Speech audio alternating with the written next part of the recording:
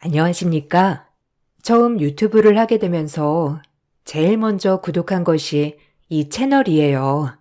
그만큼 너무 재미있고 사연 하나하나에 웃고 울고 했죠. 연초를 맞아 저도 용기 내요. 제 이야기를 써볼까 합니다. 저는 올해 77세가 되었어요. 많다고 하면 많은 것이고 적다고 하면 적은 나이죠. 제 사연 또한 기가 막힌 사연이기에 한번 써보렵니다. 저에겐 아들 셋이 있고 며느리는 둘이 있어요. 어려서부터 부유한 집에 자라 외동딸이었기에 어렵지 않게 자라왔어요. 부모님이 돌아가신 뒤에는 모든 재산이 저에게 귀속되었기에 성인이 된 후에도 어렵지 않았죠. 지금은 돌아가셨지만 남편을 일찍 만나 아이 셋을 낳았어요. 큰애부터 작은애까지 모두 삼형제였죠. 나름 최선을 다해 키운다고 했지만 남편이 아이들 어려서 일찍 돌아가셨기 때문에 아버지에 대한 부재를 주었죠. 아마 모든 부모들이 그렇듯 아빠 없는 자식들을 보고 있는 게 얼마나 마음이 아픈 일인지 아실 겁니다. 그렇게 아빠는 없었지만 나름 최선을 다해 아이들을 돌보았지요. 다행히 친정 부모님의 유산이 굉장히 많았기 때문에 홀몸으로 아이 셋을 키우는 건 힘들지 않았어요. 그렇게 아이들이 성인이 되었고 나름 잘 자라주었다고 생각했지만 저만의 생각이었어요. 어느 날 첫째 아이는 결혼을 하겠다며 큰 며느리를 인사시켜 주었어요. 며느리를 보자마자 전 화색이 돌았답니다. 엄마, 결혼할 사람을 데려왔어요. 저기 국수집 명희 아시죠? 명희랑 결혼하려고요. 허락해 주실 거죠? 어머, 국수집 딸 명희? 명희라면 지금 버스 회사에서 격리하고 있는 친구 말하는 거 아니니? 아니, 어떻게 만났어? 안녕하세요, 아주머니. 아니, 이제 어머니라고 불러야 할까요? 최명희입니다. 승현 씨랑은 어쩌다 보니 만나게 되었어요. 큰아들이 데려온 며느리는 저희가 종종 가던 국수집의 큰딸이었어요.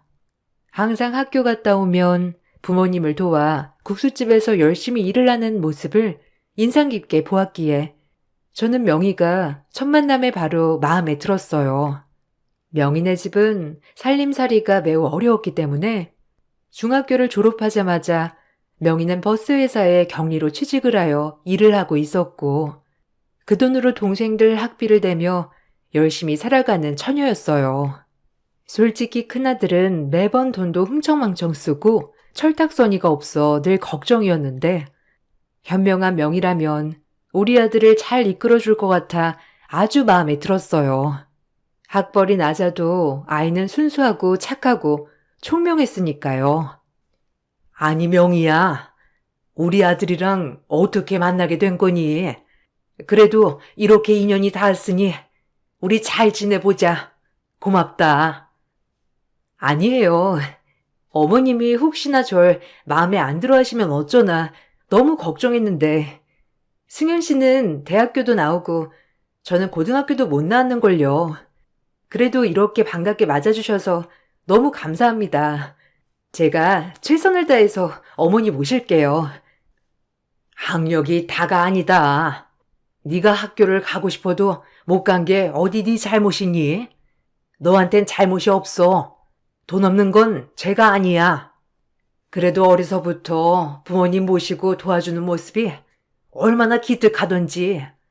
우리 아들이 너랑 결혼한다고 해서 정말 다행이라니까. 좋게 봐주셔서 감사합니다, 어머니. 어머님이 절 좋게 봐주신 것만큼 더 노력하고 더 잘할게요. 지켜봐 주세요. 며느리는 제 아들과는 다르게 밝고 싹싹했어요. 아무래도 어려서부터 어렵게 자라다 보니 돈도 흥청망청 쓰는 법도 없었죠. 아들들을 너무 오냐오냐 키운 탓에 셋 다 썩 마음에 들진 않았지만 큰 며느리 명희는 제 마음에 쏙 든 며느리였습니다. 그런 며느리에게 저는 최선을 다해 잘해주었어요. 요즘 애들처럼 대바라지지도 않았고 오히려 제가 이렇게 잘해주면 잘해줄수록 명희는 고마워할 줄 알고 어른을 공경할 줄 알았죠. 문제는 아들이었어요. 하루가 멀다 하고 노름판에서 사고만 쳤으니까요. 아들은 결혼했다는 사실도 망각한 채 바람도 피우고 자기만 아는 철저한 이기주의였습니다. 그런 아들을 달래도 보고 애원도 해보고 혼내도 보고 별짓을 다 해도 이미 성인이 된 아들을 제가 어쩔 수는 없었죠. 그렇게 전 며느리 본낯이 없어졌어요. 엄마, 돈 좀 줘요. 이번에 못 막으면 저 죽어요. 네? 마지막으로 그냥 조금만 꺼주세요. 제가 금방 갚을게요. 어차피 엄마 죽으면 다 우리 돈 되는 거 아니에요. 그러니까 좀 미리 준다 생각하고 좀 주세요. 저 진짜 빚쟁이 된다니까요. 야, 이놈의 자식아. 한두 번인 줄 알아? 대학교를 졸업했으면 번듯이 취업을 해서 아까리말 생각을 해야지. 결혼까지 한마당에 지금 엄마한테 맨날 돈 달라고 하는 네가 양심이 있는 거냐? 어쩜 그렇게도 철이 없어, 어? 명의를 봐서라도 그러면 안 된다. 아, 그러니까요. 명의 봐서라도 이번에만 해결해 주세요, 엄마가. 엄마 그럴 능력 되잖아요. 다신 돈놀이 안 할게요. 아, 마지막이에요. 아이고, 내가 진짜 제명에 못 살지. 어떻게 장남이 돼서 매번 엄마를 실망시키니? 내가 너한테 많은 걸 바래? 그냥 번듯이 취직해서 저 자식 잘 먹여 살리면 되는 것을 왜 그렇게 황된 꿈만 꾸는 거냐? 내가 나중에 너네 아빠 얼굴을 어떻게 보라고? 아들은 매일같이 노름판에서 사고를 치고 돈을 해달라고 했었죠. 마음 같아선 모른 척하고 싶었지만 결혼까지 한 마당에 이대로 두면 며느리까지 힘들어질까봐 매일을 그렇게 돈을 메꿔줬습니다. 그것이 잘못된 길이었죠. 그때 모른 척 했어야 했는데 한 번이 두 번이 되고 두 번이 세 번이 되다 보니 아들은 늘 저의 재산을 믿고 사고를 쳐댔죠. 어려서부터 어려움 없이 자란 아들은 돈에 대한 소중함을 몰랐고 마찬가지로 큰형을 보고 자란 나머지 아들들도 매한가지였어요. 정말 속상했어요. 그리고 이런 마음은 며느리에게까지 미안한 마음으로 이어졌었죠. 아들 하나 보고 들어온 며느리인데 매번 며느리 속을 상하게 했으니 어미 된 도리로 며느리 볼랏도 없었거든요. 하지만 며느리는 그런 저를 오히려 위로해 주었고 감싸 주었어요. 어머니, 이 사람 또 오늘도 안 들어오네요. 아휴, 어디서 뭘 하고 있는 건지 알아야 찾으러 가는데 죄송해요. 제가 좀 내조를 잘해야 할 텐데 제가 내조를 못해서 승현 씨가 밖으로 도나 봐요. 어쩌죠? 승현 씨 이대로 영영 안 오면? 그럴 리 없어. 네가 왜 죄송하냐? 자식 새끼 잘못 키운 내 잘못이지. 아휴, 너랑 결혼하면 정신을 차릴 줄 알았는데 어쩜 저 모양인지. 아니에요. 제가 이번에 승현 씨 오면 얘기 좀 잘해볼게요. 그래도 속은 나쁜 사람이 아니니까 우리 믿어봐요, 어머님. 며느리의 자책에 제가 더 미안한 하루하루였어요. 그렇게 시간이 흘렀고 이대로는 안 될 것 같아 며느리를 봐서 큰 아들에게 사업체를 하나 내주었어요. 큰 아들이 그렇게 하고 싶어 하던 프랜차이즈 빵집 하나를 차려주었죠.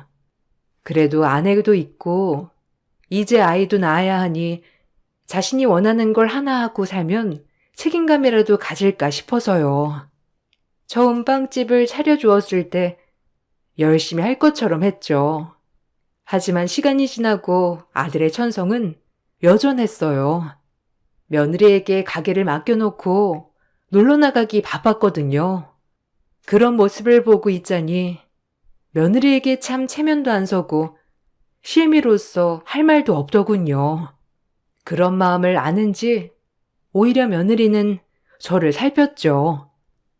장사는 잘 되니? 빵 하나 사러 왔는데 표정이 안 좋구나. 승현인 또 가게 맡기고 나간 거냐? 아유, 내가 못 살아. 어머, 어머님 오셨어요? 그이 잠깐 나간 거예요. 요새 손님도 늘고 단골도 많이 생겨서 바빴거든요. 어머니, 빵 드릴게요. 아유, 괜히 너 고생하는 거 아니냐? 이런 거 한다고 그네가 설치지만 않았어도 네가 고생하진 않았을 텐데 널 볼 면목이 없어. 어머, 어머니 무슨 소리예요? 어머님 아니었으면 저희 밥벌이도 힘들었을 거예요. 그래도 매출이 꾸준해서 지금은 좀 나아요. 그렇담 다행인데 자기가 한다고 설쳤다가 너한테 맡기는 거 보니까 내가 마음이 편치 않아서 그렇지. 너 만나서 고생만 시키는 것 같아서 내가 사돈 어른들 볼 낯이 없다. 고운 딸 데려다가 고생만 시키고 미안해 정말. 아휴. 어머님, 그런 말씀 마세요. 그래도 이렇게 안정적으로 어머님 덕분에 살 수 있는 게 얼마나 행복한 건데요. 그리고 요새 승현 씨도 집에는 꼬박꼬박 들어오니까 좀 나아요. 그러니까 걱정 붙들어 매세요. 이제 오히려 제가 죄송하죠. 이젠 효도도 해야 하는데. 괜히 걱정하는 저에게 어머님 때문에 감사하다고 늘 말하는 며느리였습니다. 얼마나 고맙던지 뱃속으로 낳은 자식들보다도 제 마음을 알아주는 건 며느리뿐이었습니다. 철도 일찍 들고 배려도 얼마나 잘하는지 그러다 문득 며느리의 오래된 고민을 알게 되었어요. 쌀을 사러 가는데 쌀집에서 저에게 말해준 것이지요. 그 말을 듣고 바로 아차했어요. 얼마나 아무한테도 말도 못하고 끙끙 앓았을까. 어머, 사모님 나오셨어요? 아유, 명희는 그 집에 시집가서 신수가 확 폈던데 어떻게 사모님네 시집을 가게 됐는지 복이라니까요. 아유, 내가 복이지요. 명희 같은 며느리를 얻게 되었으니 얼마나 착하고 야무진지 며느리 복은 내가 있다니까요. 아, 그런데 명희네는 명희 시집가고 애들 학교도 못 가게 생겼으니 아주 그 집 친정엄마 낯빛이 어두워요. 아, 그래요? 제가 그 생각을 못했네요, 미처. 학교도 못 가고 명희가 생활비를 댔을 텐데 이제 생활비를 못 보내니까 그렇기도 하겠네요. 말씀해 주셔서 고마워요, 사장님. 사장님 아니었으면 아마 전혀 생각도 못하고 있었을 거예요. 고마워요. 가난한 집 장녀의 며느리는 학교도 못 가고 일찍 취업하면서 친정이 생활비를 보태어왔는데 우리 집에 시집을 오면서부터 친정이 생활비를 보탤 수 없었던 것이죠. 그러면서 동생들도 학교를 못 다닐 위기에 놓였다고 들었어요. 어찌나 가슴이 아프던지 며느리를 불렀죠. 그리고 냉큼 도와주겠다고 했어요. 며느리는 처음에 거절했지만 저의 완고한 고집에 꺾였죠. 명희야, 혹시 돈 필요하지 않니? 내가 너 시집 올 때 많은 것도 못 해주고 뭐 하나 크게 해주고 싶은데 돈으로 해줄까 해. 어머, 어머니, 시집 올 때 폐물들 많이 해주셨잖아요. 더 이상은 괜찮아요. 오히려 저희가 해드려야죠, 어머니한텐. 그게 사실 오늘 쌀집한테 얘기 들었어. 네 동생들도 공부 이제 못한다고 하더라. 집도 많이 어렵고 괜찮은 거야? 제 말이 끝나자마자 엉엉 눈물을 쏟는 며느리였어요. 그 눈물이 어찌나 서러워 보이던지 제 마음까지 찢어놨죠. 남편한테도 말하지 못했고 저한테도 당연히 말하지 못했는데 본인이 시집와서 괜히 동생들 공부마저 못하게 한 것 같아 죄책감이 든다고 했어요. 그리고 친정 부모님들도 몸이 안 좋아 국수집을 오래 운영할 형편도 안 된다고 말이죠. 미리 알았어야 했는데 어머니, 죄송해요. 이런 얘기 하는 게 아닌데, 승현 씨한테 얘기할 수도 없고, 그냥 가게 좀 더 자리 잡고 제가 조금씩 도와주려 했어요. 그때까지만 동생들한테 취업하라고 했고요. 제가 중졸이라 동생들은 공부를 꼭 시키고 싶었거든요. 이런 얘기 진작 가지 그랬냐? 우리 집에 시집와서 네가 승현이 때문에 마음고생을 얼마나 해? 미안하다. 진작 알아줬어야 했는데. 아니에요, 어머니. 신경 쓰지 마세요. 친정일은 제가 알아서 할게요. 어쩌다 제 얘기 들으셨는진 몰라도 잊어주세요. 너도 이제 내 딸인데 내가 어떻게 모른 척을 해? 이제 친정 걱정은 말아라. 좋은 것만 생각하고 좋은 것만 보고, 정 그런 며느리 이야기를 듣고도 모른 척 할 수 없어 며느리의 집을 돕기로 했어요. 이 과정에서 둘째와 셋째와도 마찰이 생겼죠. 내가 키운 아들들이 맞나 싶었어요. 아빠 없이 자라는 아이들 기죽을까 오냐오냐 키운 것이 아이들을 인정머리 없고 자비 없이 키운 꼴이 되었죠. 첫째 며느리에게 지원을 해준다고 어떻게 알게 되었는지 둘째와 셋째는 길길이 날뛰었습니다. 엄마, 사실이요? 아니, 형수네 집 지원해 준다는 게 말이 되냐고. 우리가 자선 사업가도 아니고. 그럴 거면 나나 좀 도와줘요. 맞아요, 엄마. 생판남을 왜 도와요? 나랑 둘째 형한테도 뭐 하나 차려줘요. 엄마 그럴 능력 되잖아, 우리도 잘할 수 있어. 너희들은 엄마가 돈으로 보이냐? 그저 돈. 어려서부터 엄마 얼굴만 보면 돈, 돈밖에 몰라? 내가 돈 없고 병드는 늙은이면 쳐다도 안 볼 놈들이야, 이놈들은. 내 말이 틀려? 내가 우리 며느리 집 도와주고 싶어서 내 돈으로 돕겠다는 건데 누가 말려, 안 그래?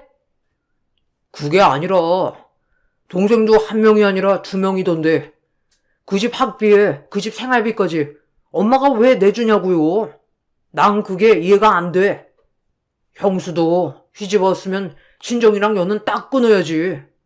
참나, 지네 친정일은 여기까지 끌고 와서 엄마 돈을 노려? 기가 막히네. 이 일은 너희가 왈가왈부할 일이 아니야.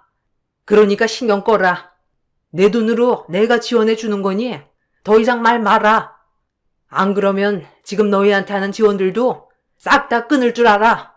내가 자식 새끼들을 잘못 키웠지. 한 명도 아니고 3명씩이나. 아유. 그렇게 자식들과 한참을 입씨름한 뒤에 며느리네 집을 도울 수 있었어요. 이 과정에서 며느리는 얼마나 저에게 고마워했는지 늘 저에게 당연하게 돈 요구만 하는 자식들을 보다가 며느리를 보니 오히려 제 마음이 더 좋더군요. 정말 잘했다고 생각했죠. 어머니, 정말 이 은혜를 제가 어떻게 보답할까요?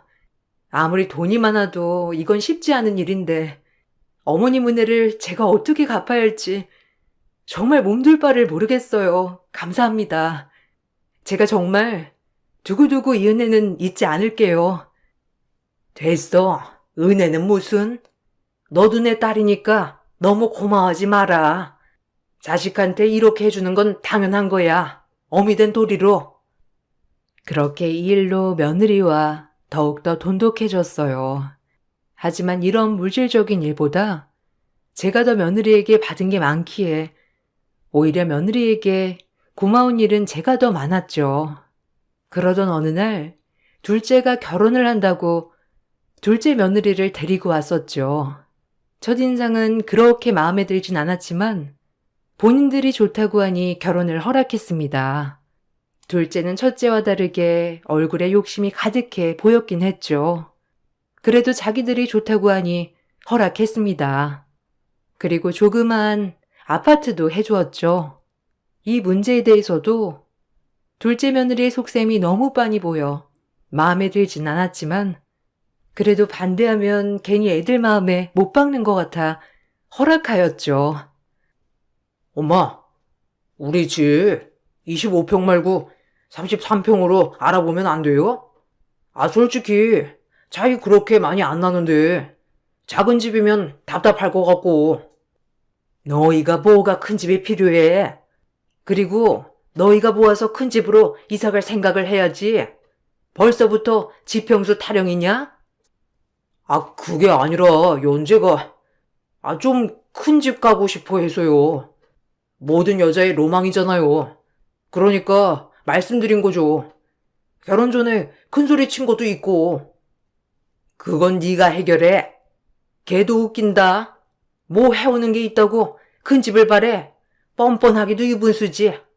난 25평 이상은 못 해줘. 그렇게 딱 잘라 선을 긋고 신혼집을 해주었죠. 둘째 며느리는 표정이 밝지 않았지만 그래도 집 해주는 것만으로도 고마워했어요. 그렇게 결혼식을 올렸고 명절이 되어 다 모였는데 둘째 며느리가 큰 며느리에게 하대하는 것을 보고 기겁하고 말았네요. 어머, 형님은 되게 신기하다. 근데 요새는 고등학교 안 나온 사람은 드물긴 하던데. 무슨 조선시대의 사람인 줄? 어? 살기가 어려워서. 그래서 나도 아기 태어나기 전에 공부 좀 해볼까 해. 그래도 고등학교 졸업장은 있어야 할 것 같아서. 진작 하셨어야죠. 그리고 저 남편한테 형님 얘기 듣고 정말 쇼킹했잖아요. 어머님이 형님 집도 다 도와준 거라면서요? 아니, 형님은 무슨 복이길래. 중졸의 어머님 사랑까지. 부럽네요, 정말. 아니, 그리고 그러면 좀 이런 거 혼자 할 만하지 않나? 도움을 그렇게 받아놓고 저한테까지 시키는 건 좀 뻔뻔하죠. 안 그래요? 전 집 하나 딸랑 하나 받았는데 아무래도 사랑 많이 받는 며느리가 더 헌신해야죠. 둘째 며느리는 큰 며느리에게 명절에 일을 하는 문제를 가지고 나에게 도움을 많이 받았으니 혼자서 해야 하지 않냐라는 뉘앙스로 깔아뭉개고 있었죠. 어찌나 화가 나던지 둘째 며느리의 인성은 원래도 마음에 안 들었지만 이런 모습을 보니 정이 떨어지더군요. 넌 무슨 말을 그렇게 하니? 그네가 네 친구도 아니고 어디 그런 말본새가 있어? 그래도 형님인데 예의는 차려야지. 어머니, 그게 아니고요. 전 형님이 자꾸 저보고 이래라 저래라 하시길래 그저 그냥 말한다는 것이 죄송해요. 말 조심해라. 그리고 형님 깍듯이 대하렴. 손윗사람 함부로 대하지 말고. 그러다 셋째 들어오면 너까지 무시당할라. 안 그러니? 네. 근데 어머님이 형님을 좀 유난히 예뻐하시는 것 같아서 질투는 나긴 나요. 그러니까 저도 좀 예뻐해 주세요. 아셨죠? 눈앞에서 저렇게 알랑방귀를 끼는데도 어찌나 정이 안 가던지 그저 그냥 웃고 넘어갔어요. 그리고 나서부터의 일입니다. 몸도 예전 같지 않고 근육도 경직되어 가는 것이 하도 몸이 이상하여 병원에 가서 진단을 받았죠. 병원을 가서 진단을 받아보니 파킨슨 병이라고 하더군요. 아직은 초기 단계이고 약물 투여를 하면 괜찮아진다고 하지만 걱정이 많이 되었어요. 점점 진행하는 병이기도 하고 나중엔 걷기도 힘들어진다고 하니 덜컥 겁부터 나더라고요. 제 병은 어느새 제 아들들에게 큰 부담이 되어 가고 있었습니다. 아무리 요새 약물이 잘 나왔다고 하지만 점점 탱하실 텐데 어쩌냐? 누가 보실지부터 얘기해야 하지 않겠소? 병 들어가는 노인을 그냥 혼자 둘 순 없잖아. 그래도 누가 보셔야 될 것 같긴 한데 어떻게 생각해 다들? 난 일단 가게 때문에 좀 안 될 것 같기도 하고. 무슨 소리야. 장남이 모셔야지. 그리고 우린 이제 신혼인데 어떻게 어머니를 모셔와? 안 그래? 셋째도 장가도 안 갔고. 그건 둘째 형 말이 맞아. 그냥 큰형이 모셔. 솔직히 병든 엄마 있다고 하면 누가 시집 오겠어? 우린 힘들 것 같아. 첫째 형이 모셔가. 뭐? 이것들이? 자기들도 엄마한테 다 이것저것 받아놓고 엄마 떠넘기는 건 나보고 하라는 거냐? 아주 웃기는 자식들이네. 아, 정말 너무들 하시네요. 어려서부터 어머님이 부족한 거 없이 그렇게 키워주셨는데 이제 와서 나 몰라라 하다니 정말 너무하신 거 아니에요? 아니, 형수는 모르면 조용해요. 형수야 뭐 엄마한테 받기만 했으니 할 말 없겠죠. 아, 너도 큰형이 모셔야겠네. 안 그래? 제가 모실게요. 여보, 내가 모실게. 더 이상 아무 말도 하지 마. 제가 모시면 됐죠? 정말 너무들 하시네요. 아니, 형님이 당연히 모셔야죠. 생판남인데 그렇게 도움받고 그럼 나 몰라라 하실 거였어요? 참나 뻔뻔하기도 하여라. 제가 방에 있을 때 이렇게 거실에서 이야기를 나누고 있는 자식들을 보고 있자니 마음이 미어져 왔습니다. 전 결국 첫째 며느리의 뜻에 따라 첫째네 집에 가게 되었죠. 오히려 같이 살아보니 심성이 고운 것이 정말 많이 느껴졌고요. 내가 배 아파 낳은 자식들보다 이렇게 날 지극정성으로 모실 수 있다는 게 너무 감동적이었어요. 아침, 점심, 저녁 반찬 하나 겹치지 않고 철이면 철마다 맛있는 것을 얼마나 많이 해줬던지 너무 고마웠죠. 그리고 조금 늦게 첫째네에 아이가 생겼어요.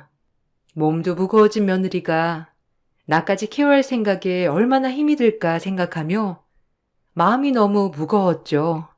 하지만 며느리는 오히려 기뻐했어요.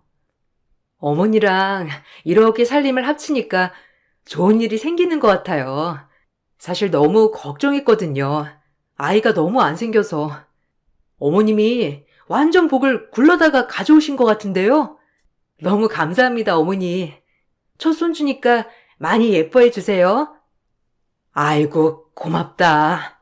그렇게 말해주니 난 혹여나 몸도 무거워졌는데 혹시라도 나 때문에 더 손이 갈까 걱정했거든. 절대요. 어머님이 그러셨죠? 제가 늘 딸 같다고. 저도 마찬가지로 어머님이 친정 엄마 같아요. 그러니까 절대 그렇게 생각하지 마세요. 며느리의 말에 얼마나 고맙던지. 하지만 첫째 아들은 오히려 절 못마땅해 했죠.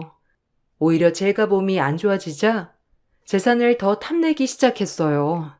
그리고 이제 우리가 모시니까 당연히 엄마네 재산은 우리 거라는 마음을 가진 듯해 보였죠.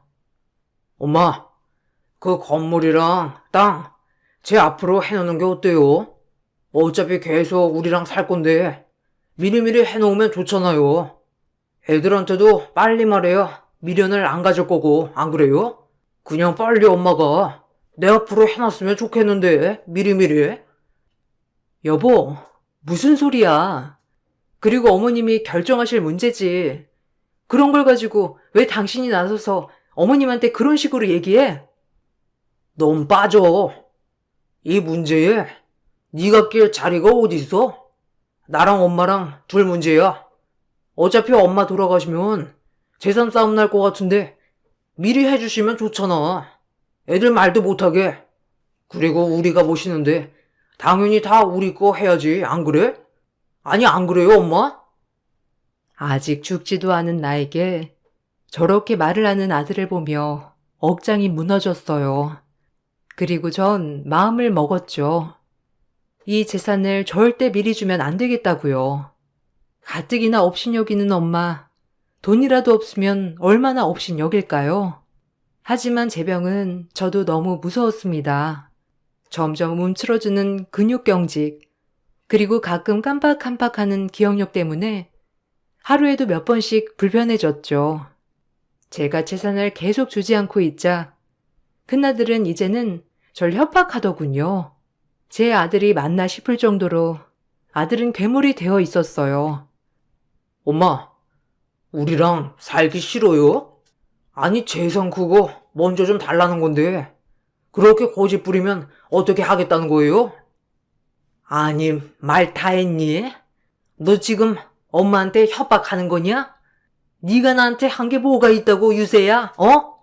고생도 명의가 하고 날 모시는 것도 명의인데 꼴랑 너랑 같이 산다고 해서 유세 떠는 거냐? 참나, 어이가 없어서 네 어미가 좀 아프다고 아주 호구 같지? 아니, 맞잖아요. 어쨌든 돌아가실 때까지 나랑 사실 건데 미리 좀 해주면 얼마나 좋아요. 안 그래요? 참나, 안 그럼 내가 엄마를 왜 모셔? 에이. 이 말을 하고 나가버렸죠. 얼마나 황당하고 눈물이 나던지 이제서야 알 것 같았어요. 제 아들들은 저를 돈 주는 엄마, 그 이상도 그야도 아닌 사람 취급을 하고 있었죠. 간간히 집에 들르는 둘째랑 셋째도 제 재산밖에는 관심이 없었으니까요. 그렇게 하루하루 죽지 못해 살아가고 있을 때 큰 며느리는 제 마음을 알았는지 저에게 기분 전환도 시켜준다며 이리저리 저를 데리고 많이 구경시켜줬습니다. 젊어서 남편 잃고 평생 애들만 바라보고 살았는데 이렇게 놀러 다니니 기분이 이상했죠. 그리고 그렇게 모든 것이 처음인 저는 며느리와 함께하는 것이 전부였죠. 진짜 딸도 이렇게는 못할 것 같았어요. 모든 걸 결심했죠. 그리고 설날이 되었습니다. 제가 재산을 틀어지고 움켜쥐고 있자 큰아들은 절 모실 필요가 없다고 생각했는지 둘째와 셋째와 함께 저에게 오더군요. 그날은 첫째 며느리를 제가 심부름을 보냈기에 집에 홀로 있던 날이었어요. 첫째가 제 방에 들어오더니 금세 어디로 가자고 하더군요. 갑자기 이상했죠. 한 번도 어디 가자고 했던 녀석들이 아니니까요. 갑자기 어딜 가자는 거야? 명절에 문 연 데도 없던데 명이 오면 같이 가자. 그리고 갑자기 어딜 가자는 거야? 갈 데가 있다니까요. 엄마는 몸만 오시면 돼요. 그러니까 얼른 밖으로 나오세요. 둘째, 셋째 기다리고 있어요. 큰 아들의 말에 혹시라도 나를 데리고 어디 구경을 시켜주려나 하고 짐을 챙겼죠. 조금의 희망을 가지고 말이에요. 하지만 제 촉은 정말 똥촉으로 틀렸었어요. 아들들을 따라 한참을 달려간 곳은 집에서 한참 벗어난 양로원이더라고요. 군영수도 집 비웠고 그럴 때마다 우리가 고생할 순 없잖아요. 이제 어머니를 모실 사람이 없네요. 요즘엔 시설도 잘 되어 있고 너무 원망 마세요. 아무래도 여기는 프로그램도 여러 개고 엄마 계시기 딱 좋은 환경일 거예요. 아셨죠? 뭐? 지금 나를 양로원에 갖다 버리는 거냐? 너희들을 내가 어떻게 키웠는데 어쩜 그럴 수가 있어? 어? 이 어미가 뭘 그렇게 잘못했냐? 안 그래? 아비 없이 너희가 원하는 거 하고 싶은 거 다 하게끔 키웠다. 내가 왜 이런 취급을 받아야 해? 그러니까 진작 재산분할 잘 해주셨으면 좋았잖아요. 이대로 재산 안 넘기시면 저희끼리 나눠 가져야 하는데 그럴 거면 제가 엄마를 홀로 모실 수는 없죠. 안 그래요? 어차피 둘째네 셋째네도 못 모신다고 엄마가 가셔야죠 뭐. 이해해 주세요. 첫째 입에서 나온 말이 저를 더 황당하게 했죠. 본인에게 재산을 주지 않으면 같이도 못 산다는 저 말이 얼마나 비수가 꽂히던지 내가 애지중지 키웠던 아들들이 아니구나라고 생각이 드는 순간이었어요. 전 그렇게 양로원으로 들어갔어요. 그리고 얼마 후 큰며느리가 저를 데리러 왔죠. 큰며느리는 저를 보자마자 통곡을 하며 죄송하다고 하더군요. 그리고 같이 집으로 향했어요. 제가 모두가 모인 자리로 돌아오자 아들들은 흠칫 놀랐고 큰아들은 며느리에게 무섭게 따지더군요.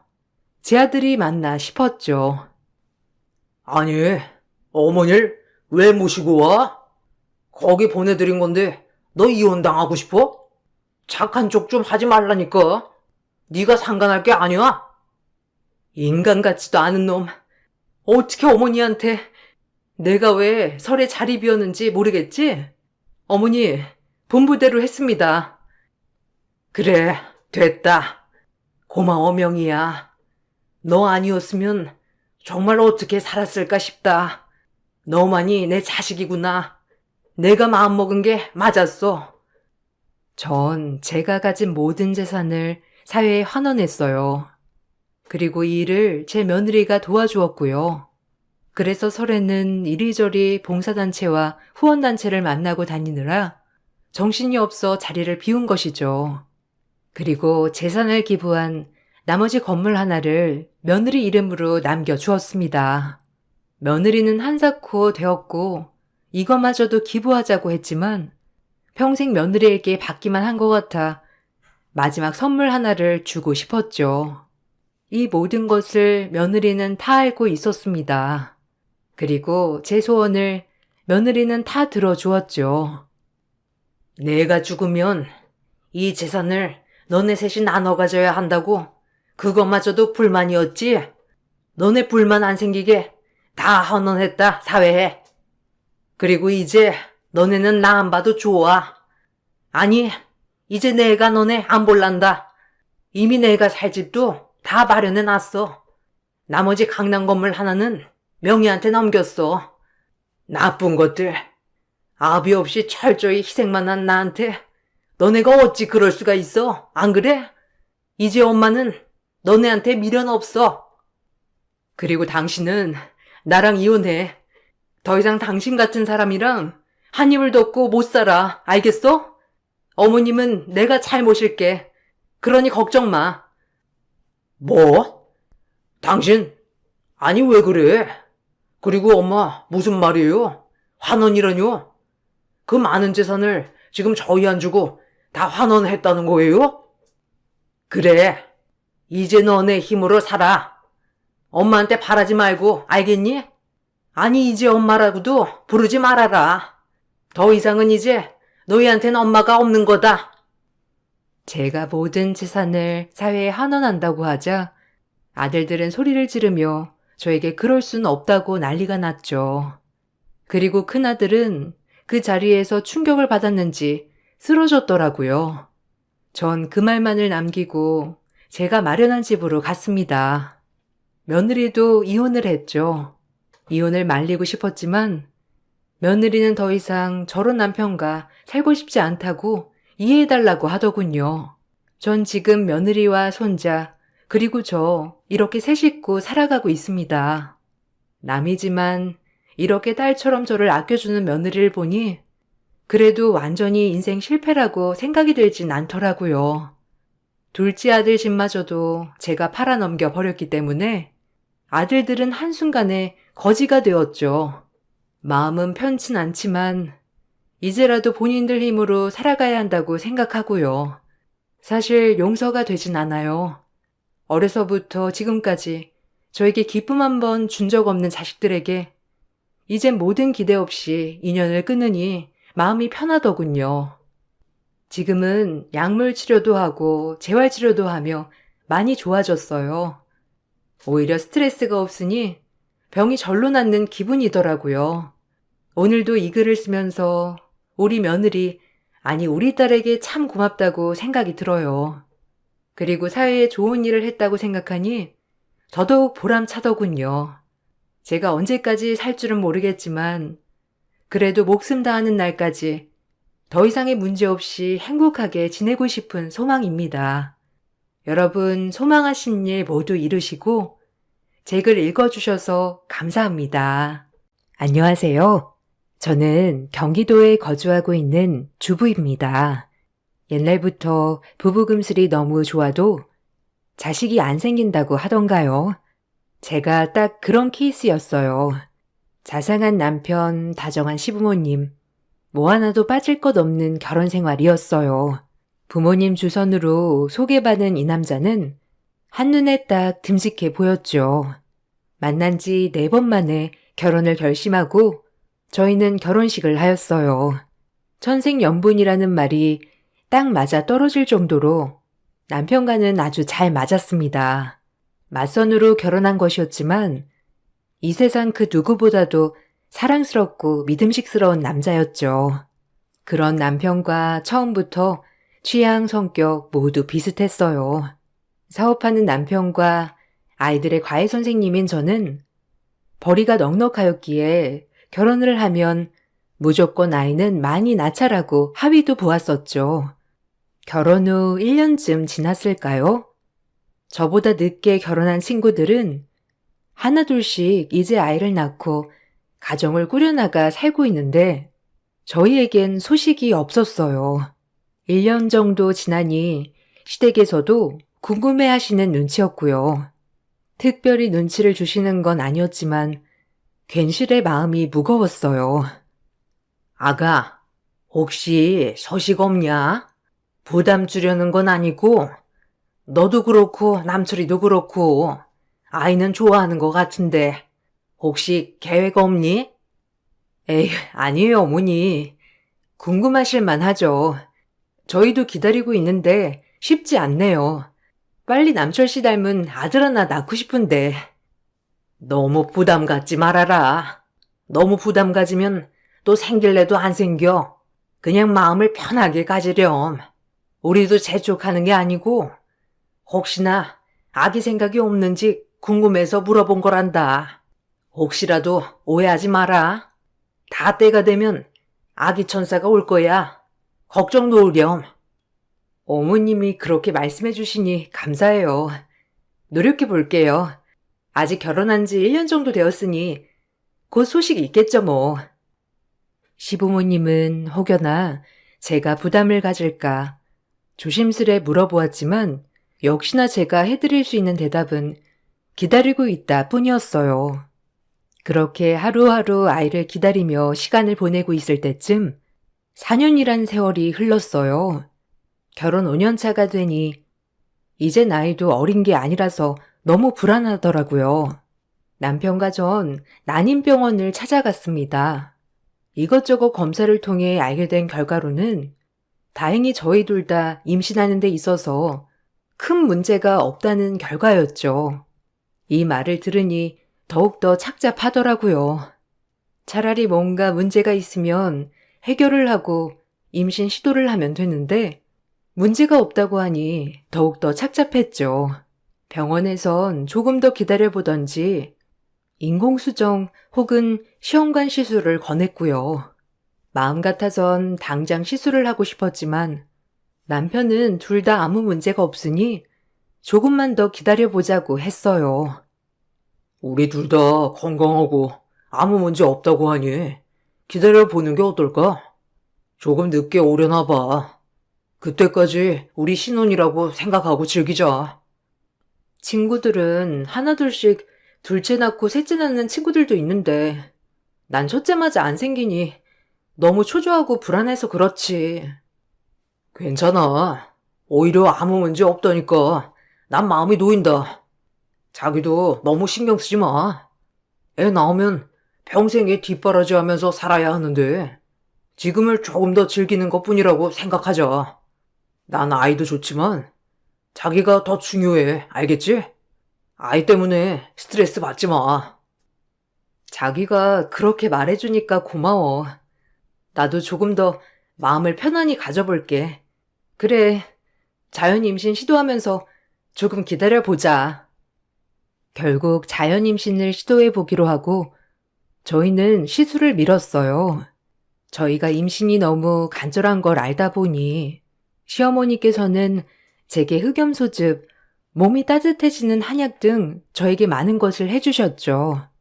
이런 어머니의 모습을 볼 때면 괜스레 죄책감이 들기도 했지만요. 아가야, 이거 몸을 따뜻하게 해주는 약인데 우리 친구 며느리가 이거 먹고 임신했다더라. 미연이 너도 이거 한번 먹어보렴. 어머, 이거 엄청 비싼 거 아니에요? 어머니 돈 많이 쓰셨겠어요. 감사합니다. 꾸준히 잘 먹을게요. 아무 문제도 없다는데 왜 안 생길까요? 원래 늦게 오는 사람도 있다더라. 너희가 부부금술이 좀 좋니?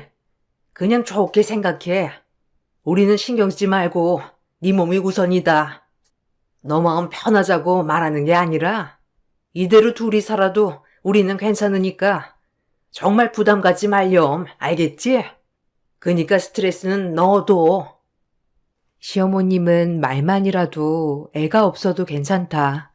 둘이 살아도 된다고 말씀해 주셨어요. 정말 감사했어요. 아이 문제 빼고는 정말 가정에 문제가 없었기 때문에 그래도 결혼 기간 내내 너무 행복했죠. 그리고 시간은 또 속절없이 흘렀어요. 자연 임신을 기대해 보겠다는지도 몇 년이 흘렀네요. 이때는 거의 임신을 포기한 상태였고요. 이쯤 되니 둘이 살아도 괜찮겠다 싶었죠. 그렇게 하루하루 살아가고 있을 무렵 남편 동생, 즉 도련님이 결혼할 여자가 생겼다고 말했어요. 남편과 나이 차이가 좀 났던지라 언제 이렇게 컸나 싶기도 하고 신기하기도 했죠.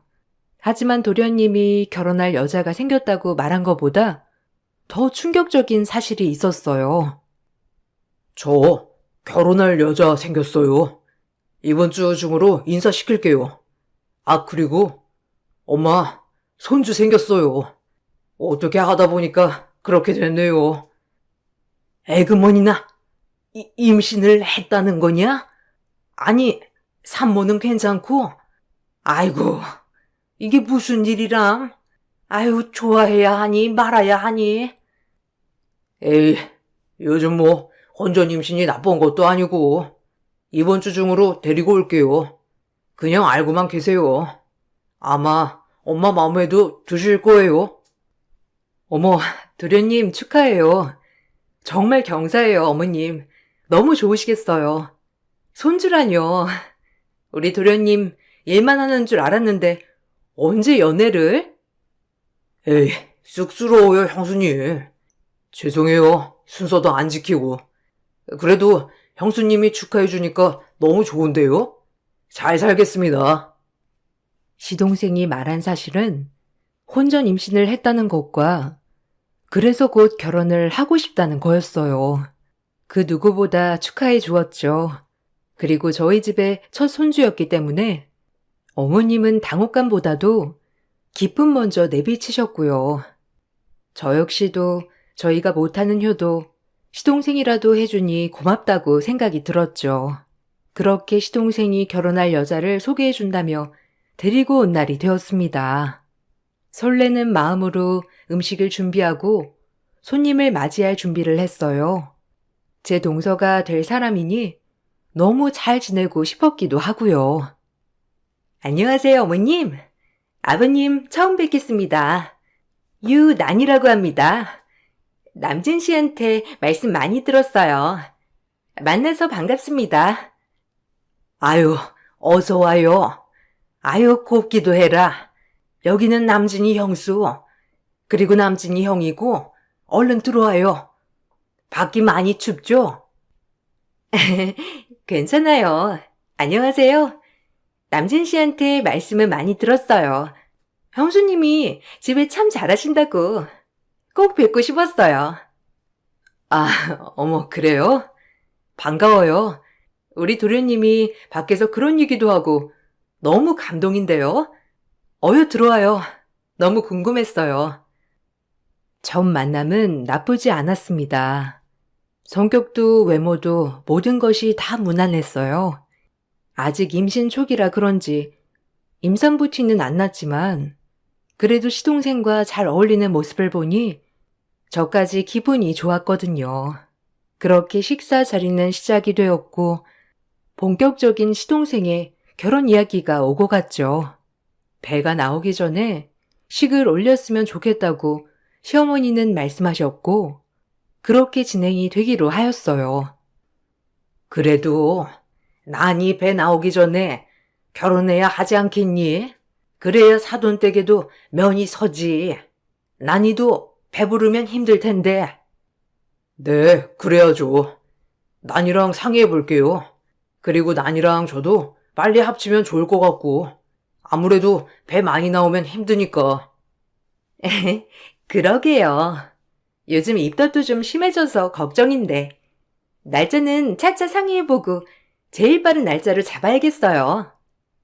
그리고 전 예전부터 시동생이 결혼하면 선물을 하나 해주고 싶었는데 그 선물 얘기를 꺼냈어요. 이왕 필요한 거 사주면 좋을 것 같기도 하고 아무래도 본인들이 원하는 선물을 사주고 싶었거든요. 동서와 시동생이 있는 자리에서 얘기를 꺼냈습니다. 너무 결혼 축하해요. 아, 그리고 뱃속의 아기도 너무 축하하고요.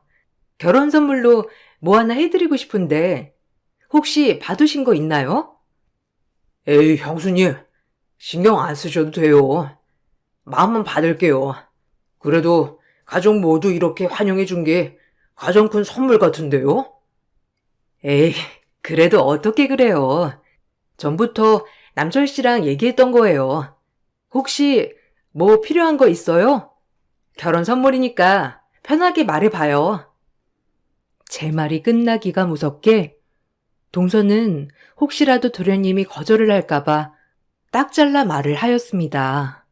저도 이왕이면 동서가 필요한 걸 사주는 게 좋을 것 같아 그 말이 기분 나쁘진 않았어요. 그래서 선물 얘기가 오고 갈 때 전 아무렇지 않았지만 남편은 좀 어두웠어요. 아, 그럼 건조기랑 세탁기 해주실래요? 요새는 세트로 많이 한다던데. 너무 무리인가? 그래도 저희 남진 씨가 하나뿐인 동생이잖아요. 네? 네, 그럼요. 세탁기랑 건조기 같이 해드릴게요. 이럴 때 아니면 언제 선물해 보겠어요. 그럼 받으신 모델이랑 금액 알려주시면 바로 계좌로 입금해 드릴게요. 너무 축하드려요, 도련님. 그리고 나니 씨, 앞으로 우리 잘 지내봐요. 아, 너무 비싼데. 아니에요, 형수. 그냥 조그만 거나 해줘요. 세탁기랑 건조기는 무슨. 진짜 괜찮아요. 차라리 다른 거 해주세요. 아이, 비싸기가 뭐가 비싸. 원래 형제들이 이 정도는 해주는 거야. 나야 뭐 외동이고 하니까 형제가 없지만 자기네 형이랑 형수 잘 나간다면서. 이럴 때 손윗사람 놀이 해보는 거지. 안 그래요? 감사하게 받을게요. 남진 씨는 뭘 모른다니까. 살림은 내가 하는 건데. 아이도 태어나면 얼마나 세탁기 쓸 일이 많은데. 아, 그리고 말 편하게 놓으세요, 형님. 형님이라고 불러도 되죠? 형님, 감사합니다. 결혼 선물 치고 가전 하나는 해줄 생각이었지만 2개를 세트로 사달라고 하니 너무 조금 당황했지만 제가 해주기로 한 거였고 저 역시 도련님께 이럴 때 선물하자는 생각으로 통 크게 선물 준비를 하였어요. 시어머니는 동서의 말투를 보고 그다지 기분이 좋아 보이진 않았지만 원래가 그러려니 하시는 분이니 뭐라고 하진 않으셨어요. 당황한 건 도련님이었습니다. 얼굴이 새빨개지더군요. 그렇게 저희는 그날 집으로 돌아왔습니다. 남편도 그렇게 기분이 좋아 보이진 않았어요. 기분이 안 좋은 이유는 딱 한 가지였죠. 자기, 왜 그래? 아까부터 표정이 좀 안 좋던데. 혹시 나니 씨 때문에 그래? 그냥 요즘 젊은 친구들이 다 그렇지 뭐. 아니, 금액이 중요한 건 아닌데. 물론 그거 이상으로 해줄 수 있지. 근데 남진이랑 상의도 안 하고 그렇게 말한다는 게 좀 그러네. 에이, 도련님도 괜히 우리 앞에서만 그런 거지. 좋게 생각해. 난 뭐 솔직한 느낌이어서 보기 좋더라. 내숭 부리는 것보다 낫지 뭐. 그나저나, 자기 정말 괜찮아? 기다리는 아기가 우리한테는 안 오고 결혼도 안 한 남진이네한테 갔으니 자기 마음이 안 좋을 것 같아. 아니야. 뭐 솔직히 어머님께 죄송했었는데 오히려 마음이 좀 편해지더라. 도련님네가 대신 손주 안겨드리면 오히려 어머님도 좀 나으실 거야. 내 마음 헤아려주는 건 당신밖에 없네. 고마워요. 자기 안 만났으면 어땠을까? 상상도 하기 싫다. 우리한테도 곧 올 거야. 너무 스트레스 받지 마. 난 누누이 말하지만 네가 먼저야. 알겠지? 그리고 남진이 선물 고마워 정말. 늘 내 마음 먼저 헤아리는 남편이 있어서 행복했어요. 그리고 도련님은 결혼식을 준비하기 시작했습니다. 직업이 과외 선생이다 보니 스케줄을 조절할 수 있어서 제가 어머님을 도와 결혼 준비를 도와주었어요. 결혼을 준비하는 과정에서도 동서는 어머님이 해준 예물을 가지고 도련님이랑 크게 싸우기도 하였죠. 다행히 어머님은 듣지 못하셨지만 이건 아닌 것 같았어요. 제가 있든 말든 싸움을 했으니까요. 아니, 예물 이게 뭐야? 어머님 너무 센스가 없는 거 아니야? 아, 남들은 명품을 세트 발휘로 해준다는데 겨우 다이아 세트? 뭐? 너 솔직히 한 게 뭐가 있냐? 임신했다고 하고 지금 네가 뭐 하나 해온 거 있냐고. 내가 말을 안 하려야 안 할 수가 없네. 지금 나 아무것도 안 해온다고 무시하는 거야? 자기네는 형편이 되잖아. 나 무시하는 거야, 어머님? 그러니까 이 정도만 해주시지. 아, 그만 좀 해. 형수 앞에서 창피하지도 않아? 아, 죄송해요, 형수. 요즘 결혼 준비로 난이가 스트레스를 많이 받아서 그래요. 발이 안으로 굽는 건 아니지만 정말 보자 하니 이건 아니다 싶었어요. 위아래도 없고 누가 있든 말든 신경 쓰지 않고 동서의 입장만 표명하는 모습이 너무 보기 안 좋았거든요. 그리고 거기에 쩔쩔매는 도련님도 안타까웠고요. 이건 아니다 싶어 제가 한마디 거들었어요. 저도 참았어야 하지만 어머님의 선물을 그런 식으로 폄하하는 모습을 보고 참을 수가 없었거든요. 동서, 아무래도 어른이 해주신 선물을 가지고 도련님한테 마음에 안 든다는 둥, 친구들이랑 차이 난다는 둥, 이건 좀 아니지 않아? 네? 지금 저한테 뭐라고 하시는 거예요? 이 문제는 남진 씨랑 얘기할 문제니까 형님은 신경 끄세요. 그리고 형님 같으면 화 안 나겠어요? 아니, 이 집 자식을 내 뱃속에 잉태하고 있는데 다이아 1캐럿이 뭐예요? 아, 참나. 남들은 명품 가방에 팔찌에 머리부터 발끝까지 세팅해준다는데 이건 뭐 홀랑 액세서리 세트? 아, 진짜 어이없네. 아니, 형님이 봐도 너무한 거 아니에요? 제가 말 안 하게 생겼냐고요? 아, 동서, 솔직한 거랑 무례한 거는 좀 차이가 있다고 생각하지 않아? 어머님이 집도 해주시고 할 수 있는 건 다 해주신 것 같은데? 집은 기본이죠. 아, 참나.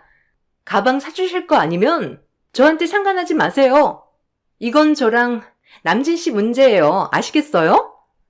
애 기이한 집 힘들게 배에 품고 있는데 감히 저한테 이러실 수 있는 거예요? 형님이 더 잘 알 텐데요. 아무튼 이 얘기는 그만해 주세요. 너? 말 그만 못해? 이게 어디서? 아, 형수님, 정말 죄송해요. 그만 가자. 너 나랑 따로 얘기해. 형수님, 저희 가볼게요. 죄송해요. 기가 막혀 입이 떡 벌어졌어요. 요즘 젊은 친구들이 솔직하다 뭐하다 하지만 어른의 선물을 하찮게 여기는 것도 모자라 저한테 또박또박 말대꾸하는 모습을 보니 말이 안 나왔어요. 그렇다고 동서가 시집 올 때 많은 걸 해왔냐고요? 아닙니다. 전혀 정말 못 만났어요. 병원 간호조무사로 일하고 있는 동서는 모아놓은 돈도 없다고 하였죠. 너무 기가 막혔습니다. 직업적으로 차별을 하는 건 아니지만 저희 도련님은 세무사거든요. 그런데도 모자라 처음부터 돈 하다니요. 어처구니가 없었어요. 그리고 그 후부터 동서는 절 대놓고 무시하기 시작했습니다. 시어머니 앞에선 상냥하게 굴었지만 저와 단둘이 있을 땐 말만 놓지 않았을 뿐이지 친구 그 이상으로 절 대했죠. 도련님의 결혼을 정말 말리고 싶었지만 제가 지난번 뭐라고 한 것 때문에 화가 나서 그러려니 했고요. 시간이 지나면 나아질 거라고 생각했습니다. 참고로 동서와는 11살 차이가 나고요. 어른인 내가 참자 했네요. 그리고 시댁에서 밥을 먹는 날이었어요. 그날도 도련님과 동서는 크게 한바탕한 얼굴이었습니다. 동서, 요즘 입덧은 어때? 동서가 갈비찜 좋아한다고 해서 갈비찜 했는데 좀 먹을 수 있으려나? 괜찮으면 좀 먹어봐봐. 아, 요즘 입맛이 통 없네요. 결혼 준비할 것도 많고 그리고 입덧도 있다 없다 하는데 아, 형님은 모르시려나? 넌 무슨 말을 그렇게 해? 아, 형수님, 죄송해요. 얘가 어려서 좀 철이 없어요. 형수님이 이해해 주세요. 그래, 새아기는 말조심 좀 해야겠더라. 뜻이 어떻든 간에 상대방이 조금 불쾌할 수도 있잖니, 안 그러니? 조심하렴. 네, 어머니, 죄송해요. 저는 그냥 입덧 한 번도 안 해보신 형님이니까 그런 건데. 죄송합니다, 형님. 앞으로 주의할게요. 동서의 말이 무슨 뜻인지 너무 잘 알았기 때문에 눈물이 나오는 걸 참았어요. 아이 문제는 좀 면역이 됐다고 생각했는데 갑자기 치고 들어오는 입덧 소리에 할 말을 잃었죠. 그리고 동서의 말투가 뻔히 저를 약오르게 하는 것 같아 화도 났네요. 다행히 시어머니는 동서의 말투를 알아채고 따끔히 혼내주셨지만 얼마나 절 무시하면 저런 말을 할 수 있는지 기분이 나빴어요. 그날 어떻게 밥을 먹었는지 기억도 안 날 만큼 지나갔고 그 일이 있은 후 동서를 만나는 게 스트레스가 되었죠. 앞으로 평생 볼 사이인데 저런 인성을 가진 동서랑은 진짜 아닌 것 같다 싶었고요. 어찌해야 할지 고민이 깊어가고 있었죠. 그리고 전 그 스트레스를 뒤로 한 채 일상을 살아가고 있었어요. 고등학교 애들 입시 과외를 하고 있다 보니 나름 바빴죠. 선생님 갈게. 내일까지 모의고사 문제 틀린 거 풀어놓고 지난번에 틀렸던 거 또 틀리면 안 된다. 이건 네가 집중을 안 해서 그래. 네. 아, 쌤. 너무 어려워요. 내일도 오시는 거예요? 아, 그냥 다음 주에 오시지. 저 할 거 많은데. 이거 문제 어려워요. 어려운 걸 풀어내야 네 문제가 되지. 까분다. 내일까지 풀어놔. 선생님, 내일 이 시간에 올 거야. 선생님, 진짜 간다? 그렇게 학생과 인사를 하고 집에 가려고 현관대문을 나오는데 어디서 익숙한 소리가 났어요. 뭐지? 하고 뒤돌아보니 저를 앞질러 지나가는 동서였죠. 그리고 그 옆에 다른 남자의 팔짱을 끼고 가는 모습이었고요. 너무 놀라 숨었네요. 남동생인가 싶어 몰래 뒤를 밟았는데 보통 사이가 아닌 것 같더군요. 홀린 듯 그들의 뒤를 밟았습니다. 평생 심장 떨리는 일은 해본 적 없는 저지만 이번에는 뭐에 홀렸는지 동서 뒤를 밟고 있더라고요. 그리고 한 카페에 들어서는 동서네를 뒤따라가 몰래 뒤 테이블에 앉았죠. 충격 그 자체였어요. 딱 봐도 엄청난 사이였거든요. 서로 케이크를 먹여주고 부둥켜 안고 난리 사진을 못 찍은 게 아쉬웠죠. 아유, 괜찮다니까. 어차피 그 오빠는 지인 줄 알아. 아니, 좀 가방이나 이런 것 좀 사달라고 했더니 결혼하고 사준대잖아. 아우, 짜증나. 하여튼, 야, 한 건 크게 물었으니까 무조건 반띵이다. 내가 입 안 다물면 너도 어차피 끝나는 거야. 알겠지? 협박하네, 이게. 애 아빠가 그러면 되겠어? 하여튼 한 건 하고 끝내야지. 그 집 얼마나 숨 막히는데. 다들 고리타분해가지고. 듣고 있는데 부들부들 떨렸어요. 제가 아는 동서가 맞는지 어차피 대바라진 건 이미 알았지만 저러고 돌아다닐 줄은 정말 몰랐습니다. 손발이 벌벌 떨리고 이걸 어찌해야 하며 불쌍한 도련님 생각에 아찔했어요. 그리고 가만두면 안 되겠다는 생각을 했죠. 동서와 그 남자의 뒤를 계속 밟았습니다. 시간이 되니 동서랑 헤어지는 남자를 뒤쫓았죠. 그리고 무슨 용기가 나서인지 앞장서 다그쳤어요. 그 남자는 너무 놀랐는지 순순히 불더라고요. 둘 다 나이도 어린 것 같은데 정말 한심하기 짝이 없었죠. 안녕하세요? 저 유난히 씨랑 가족으로 엮일 뻔한 사람이에요. 지금 그쪽 얘기하는 거 들었어요. 아니 어떻게든지 말해줄래요? 뭐가요? 지금 뭘 듣고 와서 저한테 이러는 거예요? 뭘 들으셨는지 모르겠지만 오해요. 전 드릴 말씀 없습니다. 너 콩밥 먹고 싶니? 둘이 쌍으로 깜빵 가기 싫으면 이쯤 불어. 너한테 피해는 안 가게 할 테니까 당장 부르란 말이야. 그 남자가 한 말은 아주 대단했죠. 시동생과 예비동서는 만난 지 얼마 안 된 사이였고 실수로 인해 애가 생겼다고 했지만 그 아이는 사실 지금 남자의 아이였고 제 시동생이 세무사인 걸 알게 되고 한몫 단단히 뜯으려는 심보로 시집을 오려고 한 거고요. 그리고 어느 정도 챙겼을 때 제 시동생과 이혼을 할 계획이라고도 말했어요. 너무 충격적이었습니다. 대바라지고 어린 줄만 알았는데 아주 이렇게 끔찍한 생각을 가지고 있었다니 기가 막힐 따름이었죠. 전 이 말을 전부 녹음했어요. 그리고 그 남자에게 동서한테 알리는 순간 남자까지 쌍으로 묶어 콩밥을 먹인다고 협박을 하였죠. 이렇게 끔찍한 것을 어떻게 하면 똑같이 당하게 할까? 이 생각뿐이었습니다. 그리고 부들부들 떨리는 마음으로 집에 왔어요. 곧 명절이었거든요. 전 철저히 계획을 세웠습니다.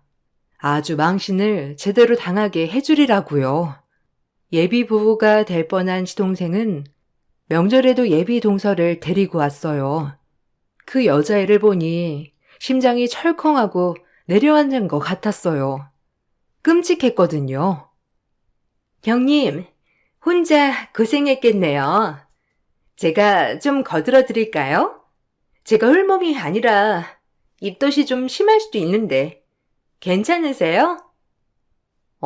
괜찮아. 나 좀 도와줄래?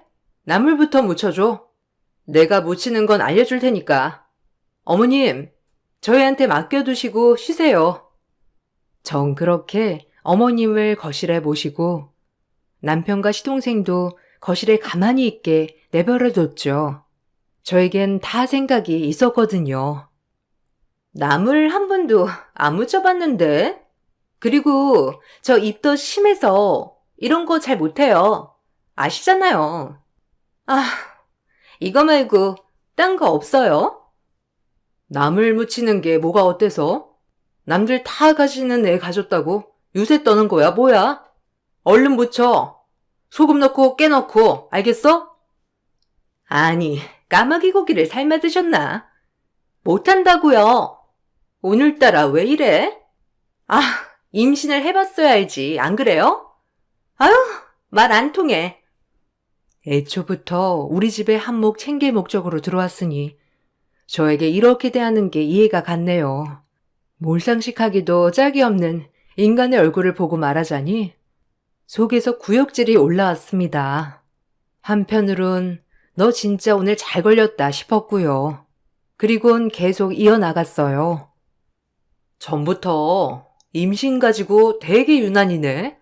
동서는 임신 얘기 말고는 내세울 게 없나 봐. 얼마나 본인 주제가 그러면 그러겠어. 안 그래? 제 말이 끝나기가 무섭게 제가 붙이고 있던 육전을 집어던지며 말하더군요. 아주 천성 자체가 글러먹은 인간이었어요. 지가 뭘 안다고? 8년간 애 하나 못 낳은 게 무슨 형님이야. 내가 꼴에 형님 대접해주니까 진짜 뭐라도 된 줄 아세요? 정신 차려요. 뭐? 정신 차려? 정신은 네가 차려야 할 것 같은데 네 뱃속에 그 누구씨인지도 모르는 애 달고 이러고 싶니? 정신머리가 왜 그래? 뭐라고요? 아, 형님, 본 모습이 나오는군요. 누구씨라뇨? 무슨 말을 그렇게 해요?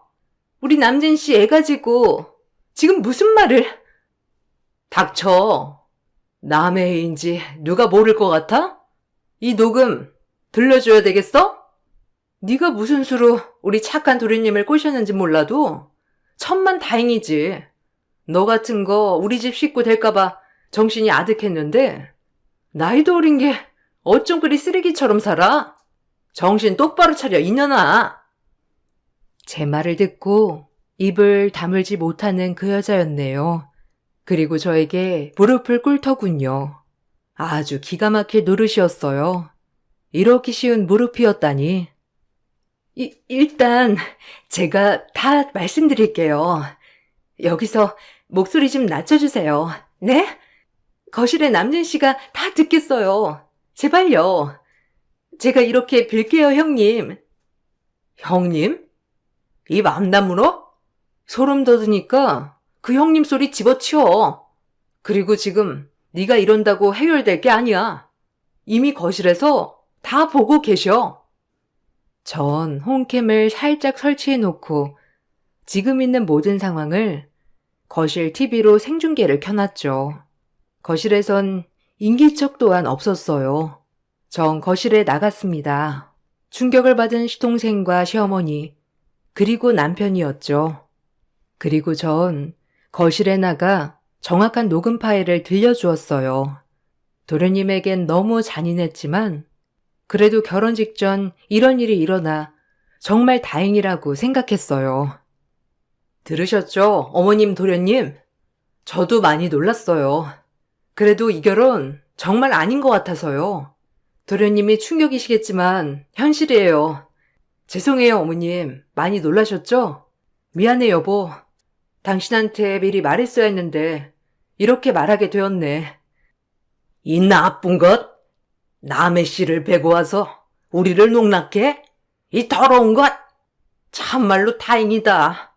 너 같은 거 며느리들의 생각에 아주 착잡했는데 우리 조카가 검사야.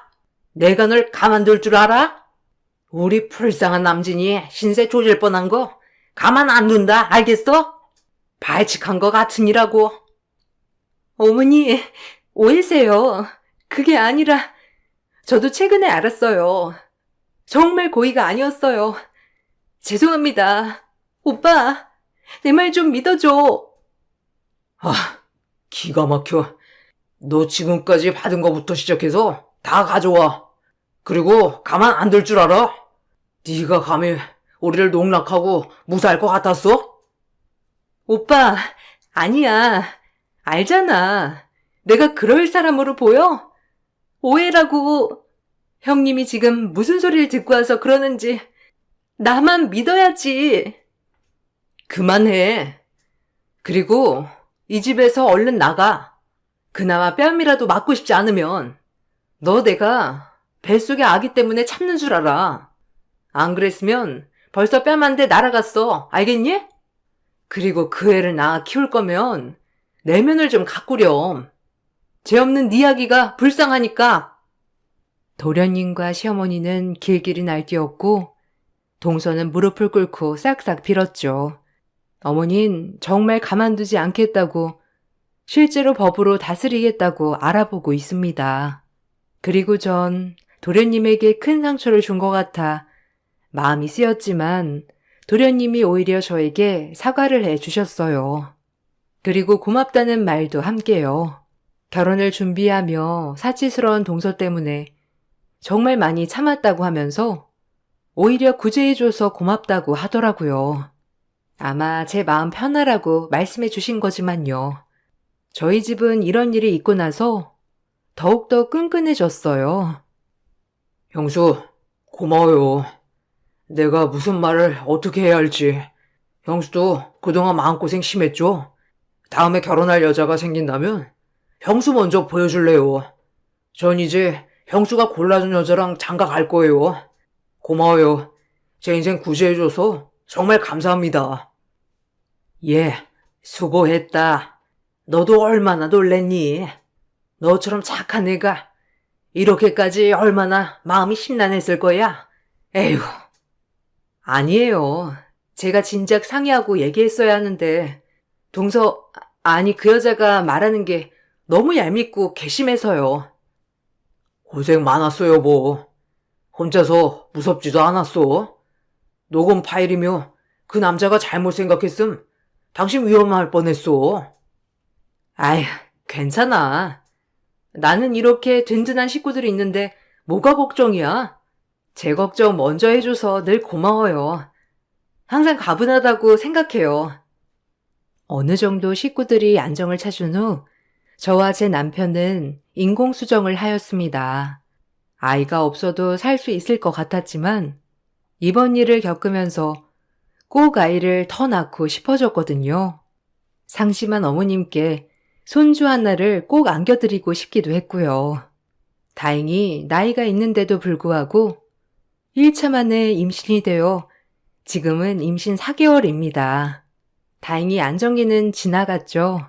요즘은 아이 때문이라도 좋은 생각만 가지고 살려고 하고 있고요.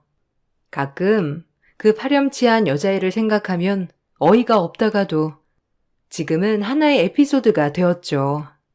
도련님에게 이 아픔은 쉽게 가시지 않겠지만 도련님도 인생 공부를 많이 했다고 생각하고 있어요. 긍정적으로 말이에요. 이 아픔 치유되려면 시간이 필요하겠지만 그래도 이번 기회로 인생 공부 많이 한 것 같아요. 엄마, 형수, 형, 죄송해요. 도련님이 뭐가 잘못이 있어요. 작정하고 사기치면 누가 알겠어요. 속인 사람이 잘못이죠. 그런 생각 마세요, 도련님. 그래, 그런 생각 마라. 앞으로가 중요한 거지. 네가 뭐가 잘못이야? 속이려고 작정한 사람들이 나쁜 거지. 인생 공부했으면 됐다. 그래, 이번 기회로 우리 가족이 더 단단해졌다고 생각하자. 그리고 난 가만히 있지 않을 거야. 고소라도 해야지.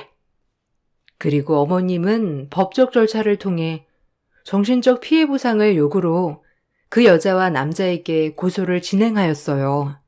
다행히 조카분이 검사셔서 이 부분에 대해 잘 알아서 해줬거든요. 어머님도 분하지만 그래도 이 집안에 그런 파렴치한 여자가 들어오기 전에 이런 일이 일어난 게 정말 다행이라고 말하고 있어요. 그리고 저의 임신 덕분에 요즘 어머님의 행복한 모습을 많이 볼 수 있어서 저 또한 행복하게 태교 중입니다. 길고 길었던 난임 기간을 끝내고 아직 출산을 한 건 아니지만 임신이란 걸 해보니 알겠더라고요. 너무 고귀한 것이라는 것을. 그리고 어떻게 새 생명을 품고 그런 짓을 했을까 생각하니 더욱더 이해가 안 되기도 했죠. 중간중간 소송을 하면서 들리는 얘기로는 그 남자와 아이를 낳고 지내고 있다고 하더라고요. 시동생에게 전화로 제발 합의해달라고 고소 취하해달라고 하면서 애원을 한다고 하는데 그렇게 콧대 놓고 앞뒤 분간하지 못했던 모습과는 전혀 다른 모습을 보이니 한편으론 애처롭기도 했네요. 어린 나이라 그런가 싶기도 하지만 못된 생각을 가진 만큼 벌을 받아야 한다고 생각하고 있고요. 이 글을 쓰면서 우리 아이만큼은 인성이 바르고 훌륭하게 키워내야겠다고 생각합니다. 그럼 이만 제 글을 마쳐보려고 해요.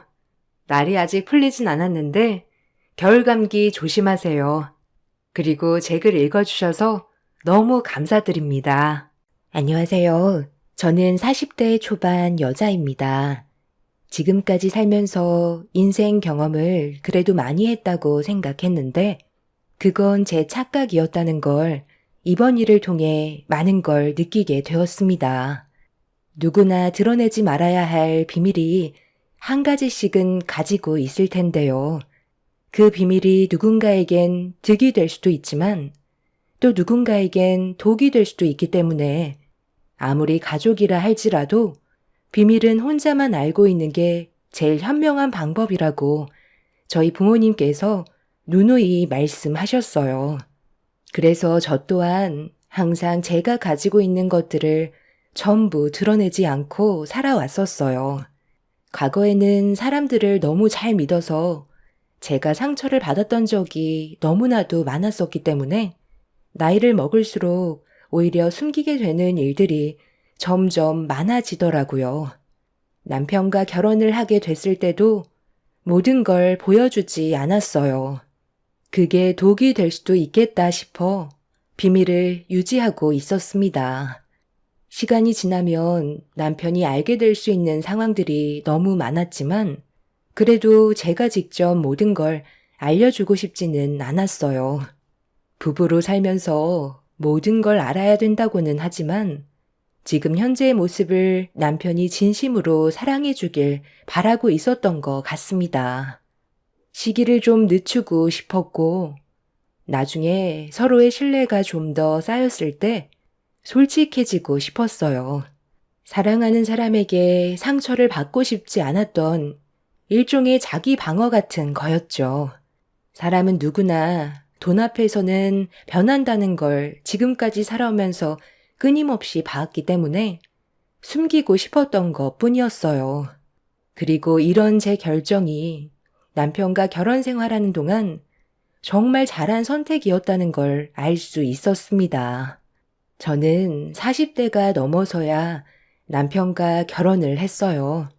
그 전에 몇 번 문턱까지 간 적은 있었지만 인연이 아니었는지 결혼까지는 가지 못했었죠. 그러다 보니 마음의 문이 닫혀버려 남자를 만나는 것보다 자기 개발에 힘써 왔었는데 사람 일 한 치 앞도 모른다고 남편과 인연이 돼서 결혼식까지 올리게 되었습니다. 남편은 저와 동갑의 초혼이 아닌 재혼이었어요. 결혼 1년 만에 이혼했다는 말을 들었었죠. 성격 차이였다고 하지만 정확한 내막은 말해주지 않았어요. 과거에 안 좋았던 일들을 굳이 꺼내고 싶지 않았던 저는 더 이상 알려고 하지 않았죠. 시모는 저를 처음 봤을 때 탐탁치 않게 보셨는지 마음에 안 들어 하셨지만 남편도 이미 혼기가 한참 지난 나이였던지라 결혼을 허락해 주셨고 별탈 없이 부부 관계를 잘 유지해 가고 있었어요. 그런데 결혼한 지 얼마 되지 않아 시댁에 모임이 있었을 때 조용히 식사를 하던 도중 충격적인 광경을 목격해 먹던 음식을 뿜어버리는 일이 있었어요. 왜? 내가 여기서 밥 먹고 있는 거 보니까 속 터지니? 당신 때문에 밥 먹다 체하겠어. 이혼을 그렇게 원하면 당신이 어머님한테 직접 말씀드리면 되잖아. 예, 갑자기 밥 먹다 말고 그게 무슨 말이니? 이혼이라니? 너희 내가 알지 못하는 안 좋은 일이라도 있었던 거야? 큰며느리 너는 왜 우리 큰아들을 무섭게 노려보는 거니? 당신 입으로 직접 말을 못하겠어? 그럼 내가 이 자리에서 말씀드릴까? 어머님, 제가 하는 말 정신 부여잡고 잘 들으셔야 할 거예요. 저 인간이 글쎄 그동안 다른 여자를 만나고 있었어요. 그런데 그 여자 품에 아이가 안겨져 있더라고요. 회사 사람들과 회식하러 간다던 사람이 옆에 여자를 끼고 아이까지 있는 모습에 처음에는 아닐 거라고 생각했는데 그 뒤를 몰래 따라가 보니 그 여자의 뒤를 따라가 집으로 들어가더니 한참의 시간이 지나도록 집 밖으로 나오지 않더라고요. 제가 상상했던 일들이 아니길 바랬는데 저 인간이 글쎄 나올 때는 여자의 품에 안겨져 있던 아이를 안고 밖으로 나오더니 조만간 저와의 결혼 생활을 정리하고 돌아오겠다면서 품에 안겨있던 아이한테 시선을 떼지 못하더라고요. 정말 아니라고 믿고 싶었는데 저 나쁜 놈이 저와 제 아이를 두고 다른 여자를 만나 또 다른 아이를 낳았다는 사실에 집안이 한바탕 난리가 났었어요. 정말 이혼하자는 말이 목까지 차올랐지만 제 아들 건우는 아직까지 아빠가 바람 피웠다는 사실을 모른 채 제일 좋아하는 사람을 아빠로 꼽고 있는데 어떻게 이 사실을 건우한테 알려줄 수가 있겠어요. 아직 한창 어린 나이에 저희가 이혼한다고 하면 얼마나 큰 충격을 받겠냐고요. 그래서 정리하라고 했는데 뭐라고 하는지 아세요? 15년을 함께한 저와의 관계를 끊어내고 그 여자한테 가겠다고 하더라고요. 바람은 저 인간이 폈는데 왜 제가 이혼하자는 말에 고민을 해야 되는 거죠? 제가 원하는 거 전부 다 주겠대요. 그 불려우 같은 여자한테 푹 빠져서는 헤어나오지 못하고 있길래 우리 건우는 어떻게 할 거냐고. 아빠라고 이 세상에서 제일 좋아하는데 조금의 감정도 없냐고 하니까 뭐라는 줄 아세요? 제가 알아서 키우래요. 자기는 새로 꾸린 가정에 집중하고 싶다면서 자기 아들을 버리겠다잖아요. 지금 이 상황 어떻게 생각하세요? 당신이 더는 여자로 느껴지지 않으니까 다른 여자한테 눈이 돌아가는 거지. 어차피 이렇게 된 거 잘 됐네. 하루빨리 갈라서고 각자 갈 길 가자고. 네가 얼마나 못나게 행동했으면 일을 이렇게까지 크게 만들었겠니? 나도 하나부터 열까지 마음에 드는 구석이 하나도 없는데 내 아들은 오죽했겠어? 어머님, 지금 제가 잘못한 게 아니잖아요. 저 나쁜 놈이 먼저 가정을 깨버렸는데 왜 저한테 뭐라고 하세요? 그동안 얼마나 열심히 살아왔는지 아시잖아요. 내 아들 보고 나쁜 놈이라니? 네가 그간 못나게 행동을 했으니까 내 아들이 다른 여자한테 눈길을 돌린 거지. 손바닥도 마주쳐야 소리가 나듯이. 너한테도 문제가 있었으니까 이런 일이 벌어진 건데 지금 누굴 탓하는 거야? 그리고 오늘 오래간만에 모여서 밥 먹는 자리인데 먹다 체하게 이런 큰일을 꼭 지금 꺼냈어야 속이 후련했니? 쥐뿔도 없는 집안 며느리로 받아들여줬으면 내 아들의 아내로서 최선을 다했어야지. 누가 봐도 너를 남자로 생각하지 여자로 보겠니?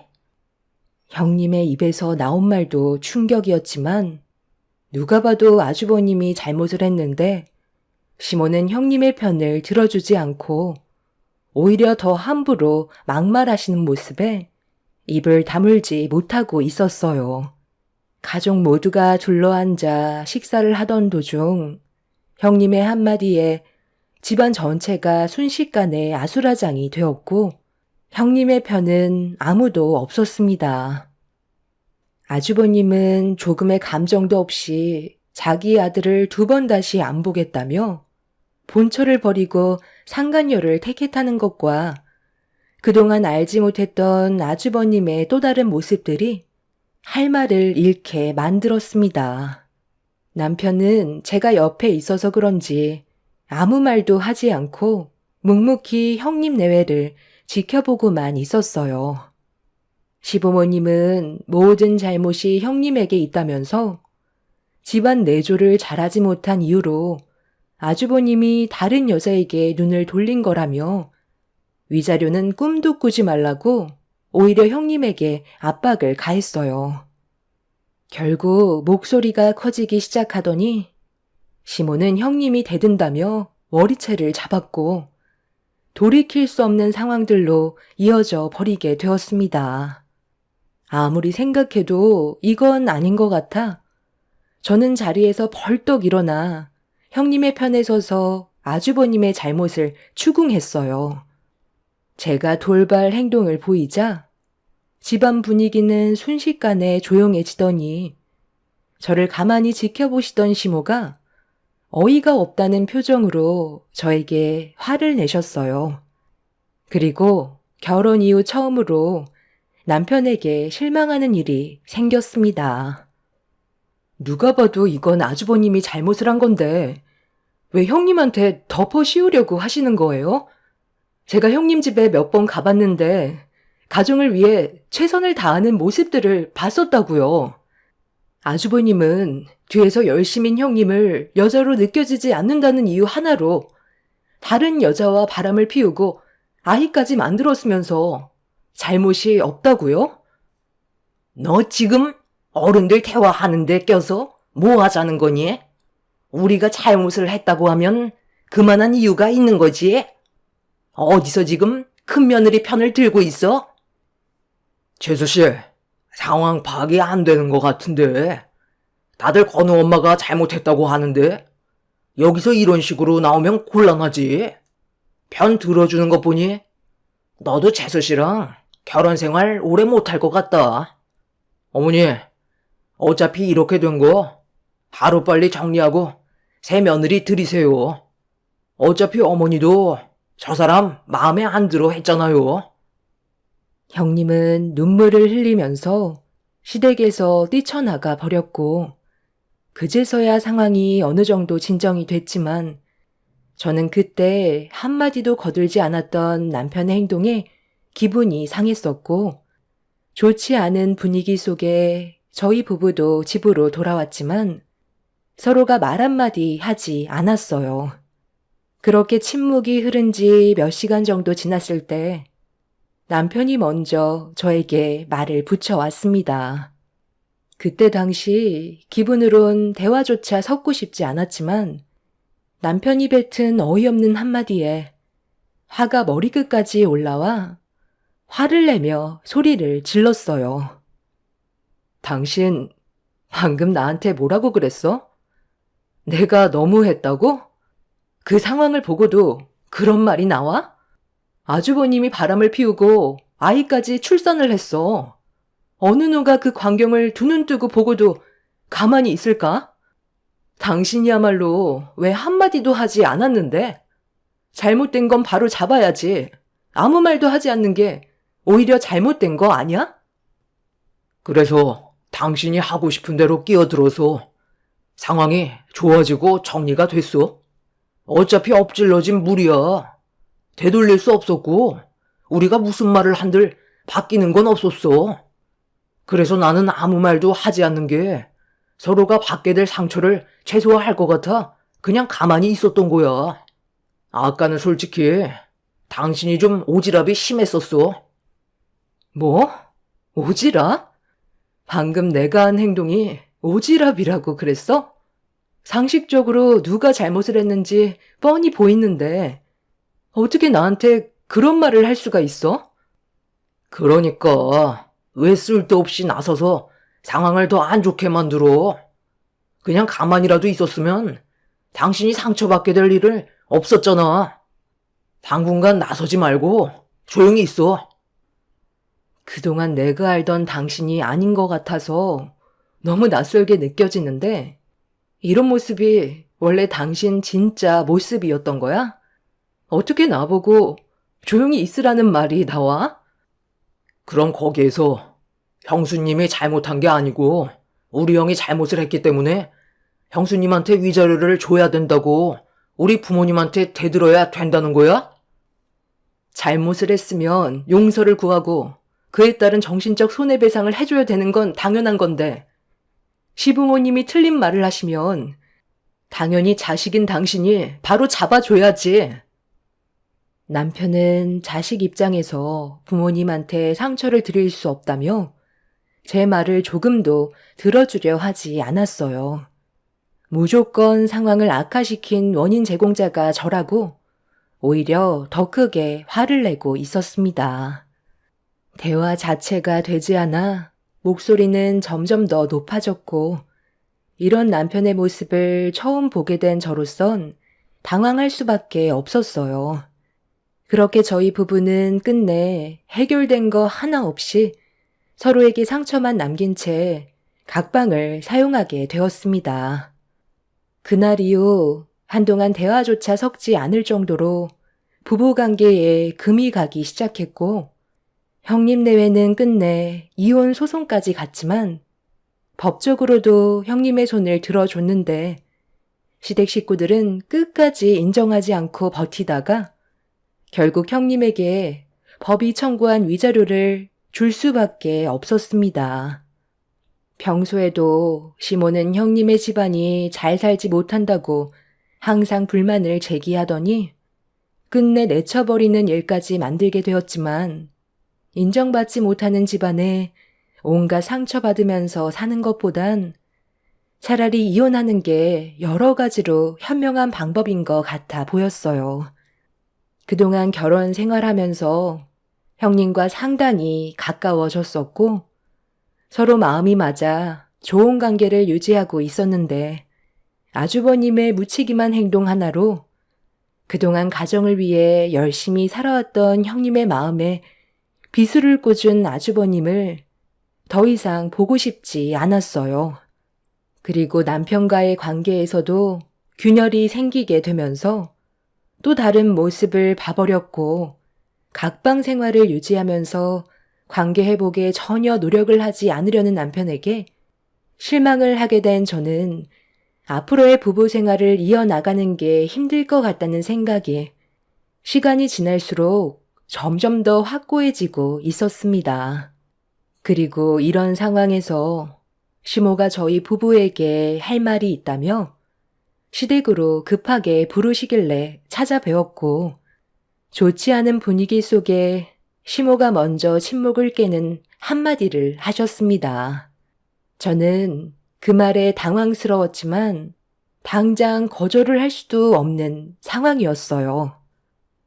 지금 그쪽 집안이 잘난 거 하나 없으면서 내 아들을 인정해주지 않고 있다. 아무래도 경제적인 능력이 많이 부족하다고 생각하는지 아이까지 떠넘겨 버린 상태라. 네가 좀 도와줬으면 하는데 지금 가지고 있는 다세대 건물에 빈집이 남아있으면 내 아들이 새 큰 며느리와 새로 시작할 수 있는 보금자리로 만들어주면 어떻겠니? 이혼을 하면서 위자료에 재산 분할까지 하다 보니 돈이 좀 부족해서 그런 거니까 자리 좀 잡히게 되면 다시 안정적인 삶을 살아갈 수 있을 테니 그 전까지 네가 좀 도와줬으면 좋겠다. 지금 내 품에 안겨있는 이 아이가 엄마 없이 혼자 자라는 건 너도 원치 않을 거 아니야. 이런 상황 받아들이기 싫겠지만 이 아이를 위해서라도 네가 먼저 선행을 베풀어 줬으면 하는데 그럼 그렇게 알고 있으마. 그쪽 집안에서 내 아들이 30평대 집 하나 정도는 있어야 하지 않겠냐고 그러니 난들 어쩌겠니. 우리 집안이 경제적으로 부유한 편도 아니라서 돈도 많지 않은데 이럴 때 도움을 주면 서로 좋지 않겠어? 그렇게 해줄 거라 믿는다.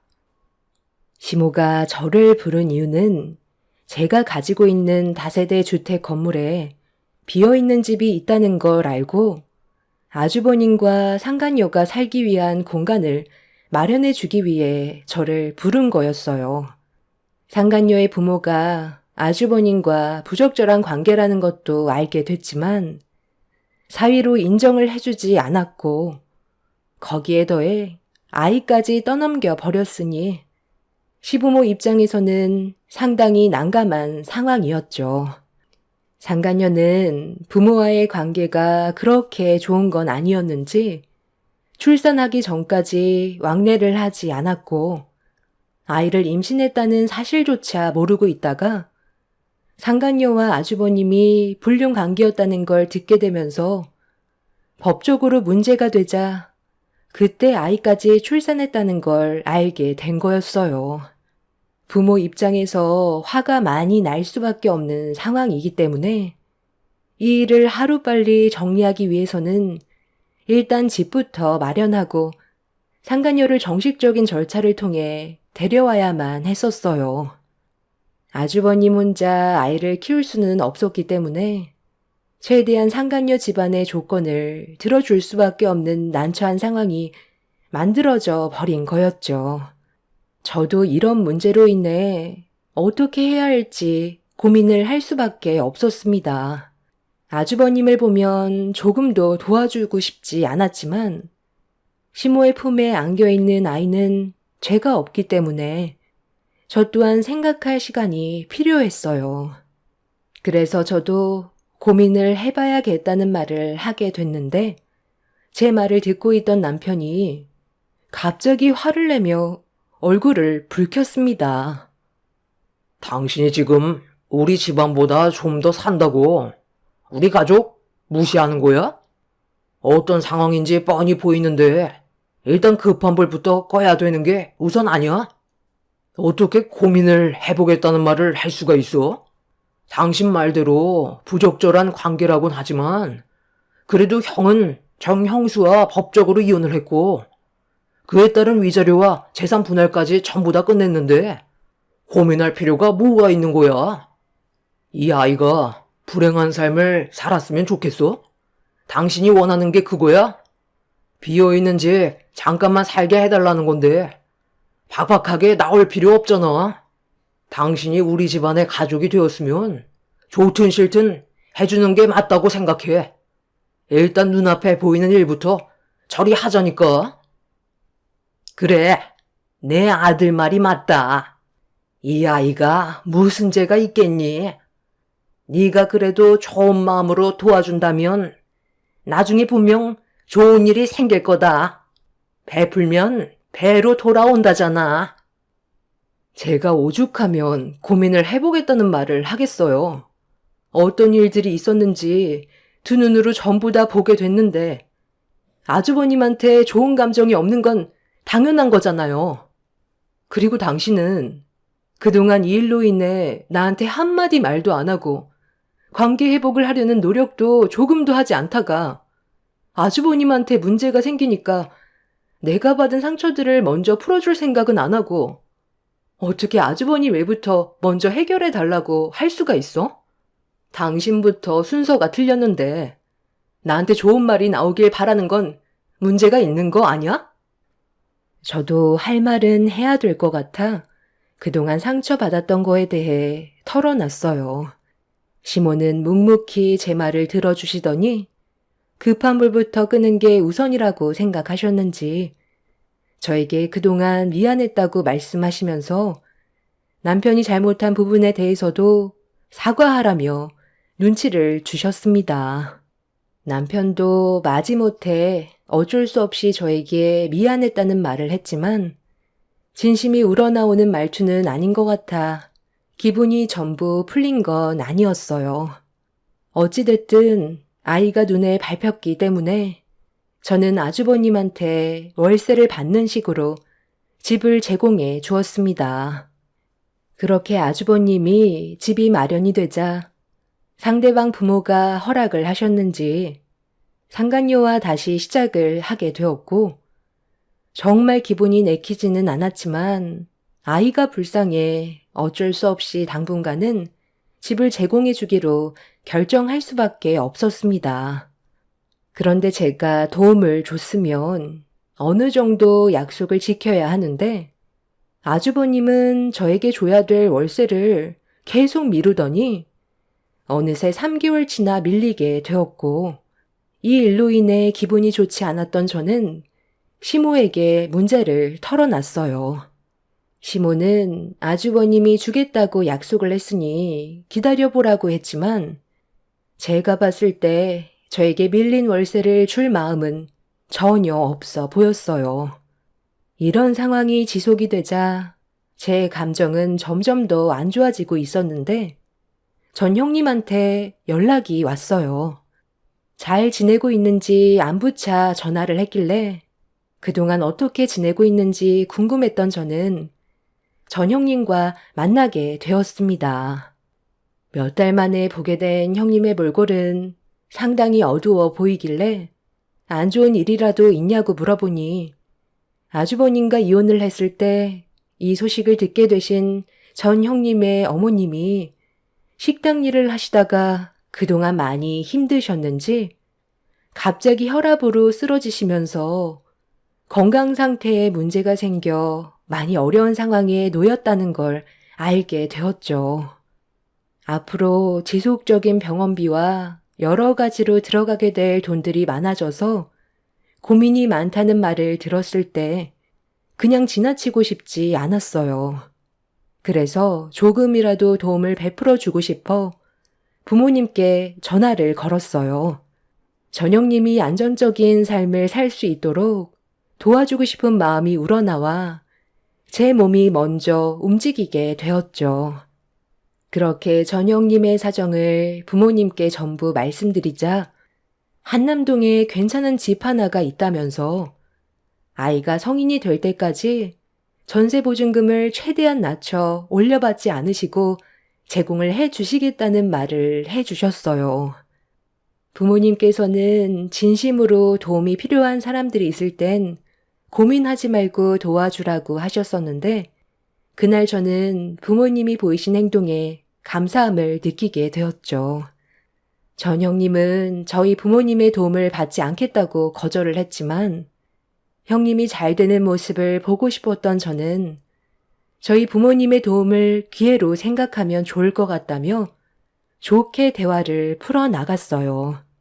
너무 큰 호의를 받게 된 것 같아 미안하다면서 제 앞에서 눈물을 보인 전형님의 모습에 저 또한 눈시울이 붉어졌었죠. 그렇게 한남동에 70평대 전원주택으로 이사를 하게 된 형님은 가족들과 안정적인 보금자리를 가지게 되면서 삶의 여유를 찾을 수 있었습니다. 그렇게 집안 정리가 어느 정도 되고 나서 형님은 저희 가족에게 고마움을 표하고 싶다며 집들이를 하게 되었고 그런 걸 원하지 않았지만 무조건 거절하는 것도 예의는 아닌 것 같아 혼자서 아이도 보고 병간호를 해야 하는 전형님이 안쓰러워 제가 시간을 내어 집들이 음식 만드는 걸 도와줬어요. 그렇게 저희 부모님과 함께 분위기 좋은 식사 자리를 끝낸 뒤 다른 약속이 있으셨던 부모님께서는 먼저 돌아가셨고 저도 그날 어느 정도 긴장을 했었는지 피곤하기도 해서 전영님 집에서 하루 자고 가는 게 좋을 것 같아 그날 남편한테 집에 들어가지 못할 것 같다고 문자를 보냈어요.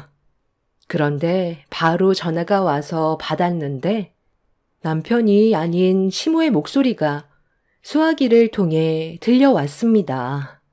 앞뒤 가리지 않고 다짜고짜 화를 내시던 시모는 늦은 시간 여자가 외박이 말이 되냐면서 바람 피우고 있는 거 아니냐고 저를 의심하길래 그런 거 아니라고 말씀드렸지만 시모는 절대 믿을 수 없다며 핸드폰에 잡힌 위치가 왜 한남동에 있는지 물어보셨습니다.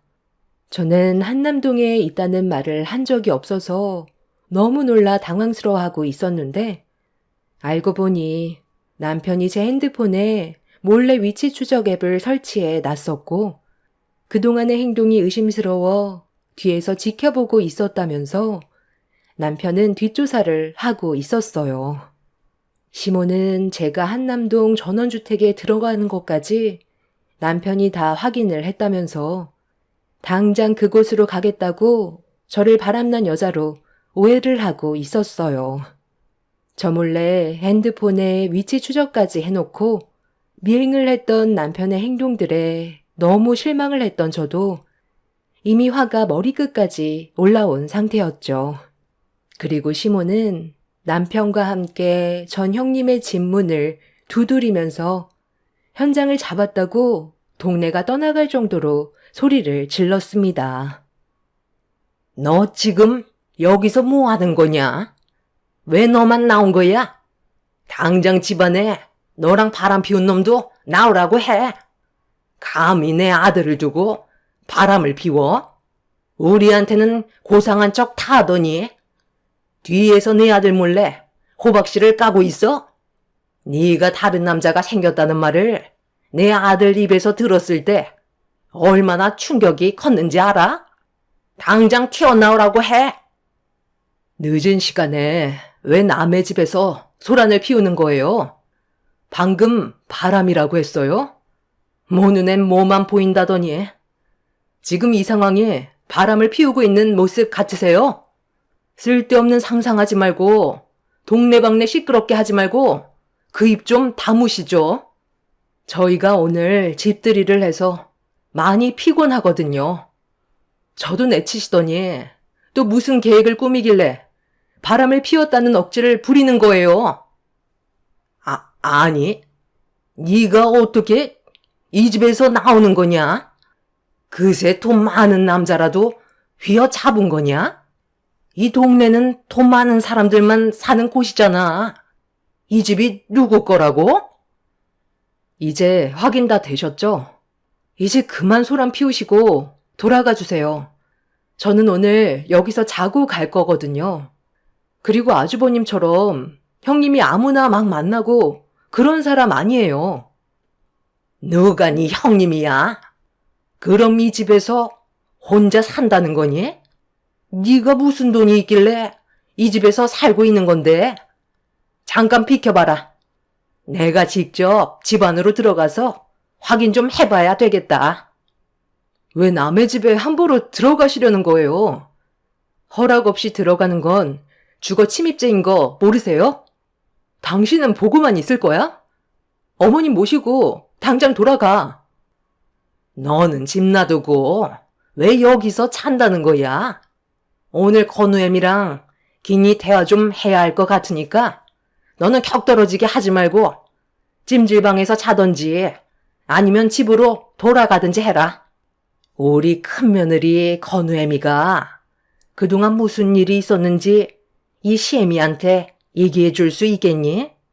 그래도 우리가 함께한 세월이 있는데 이렇게 등 돌리는 건 너무 정없잖니. 서로 좋은 게 좋은 거라고.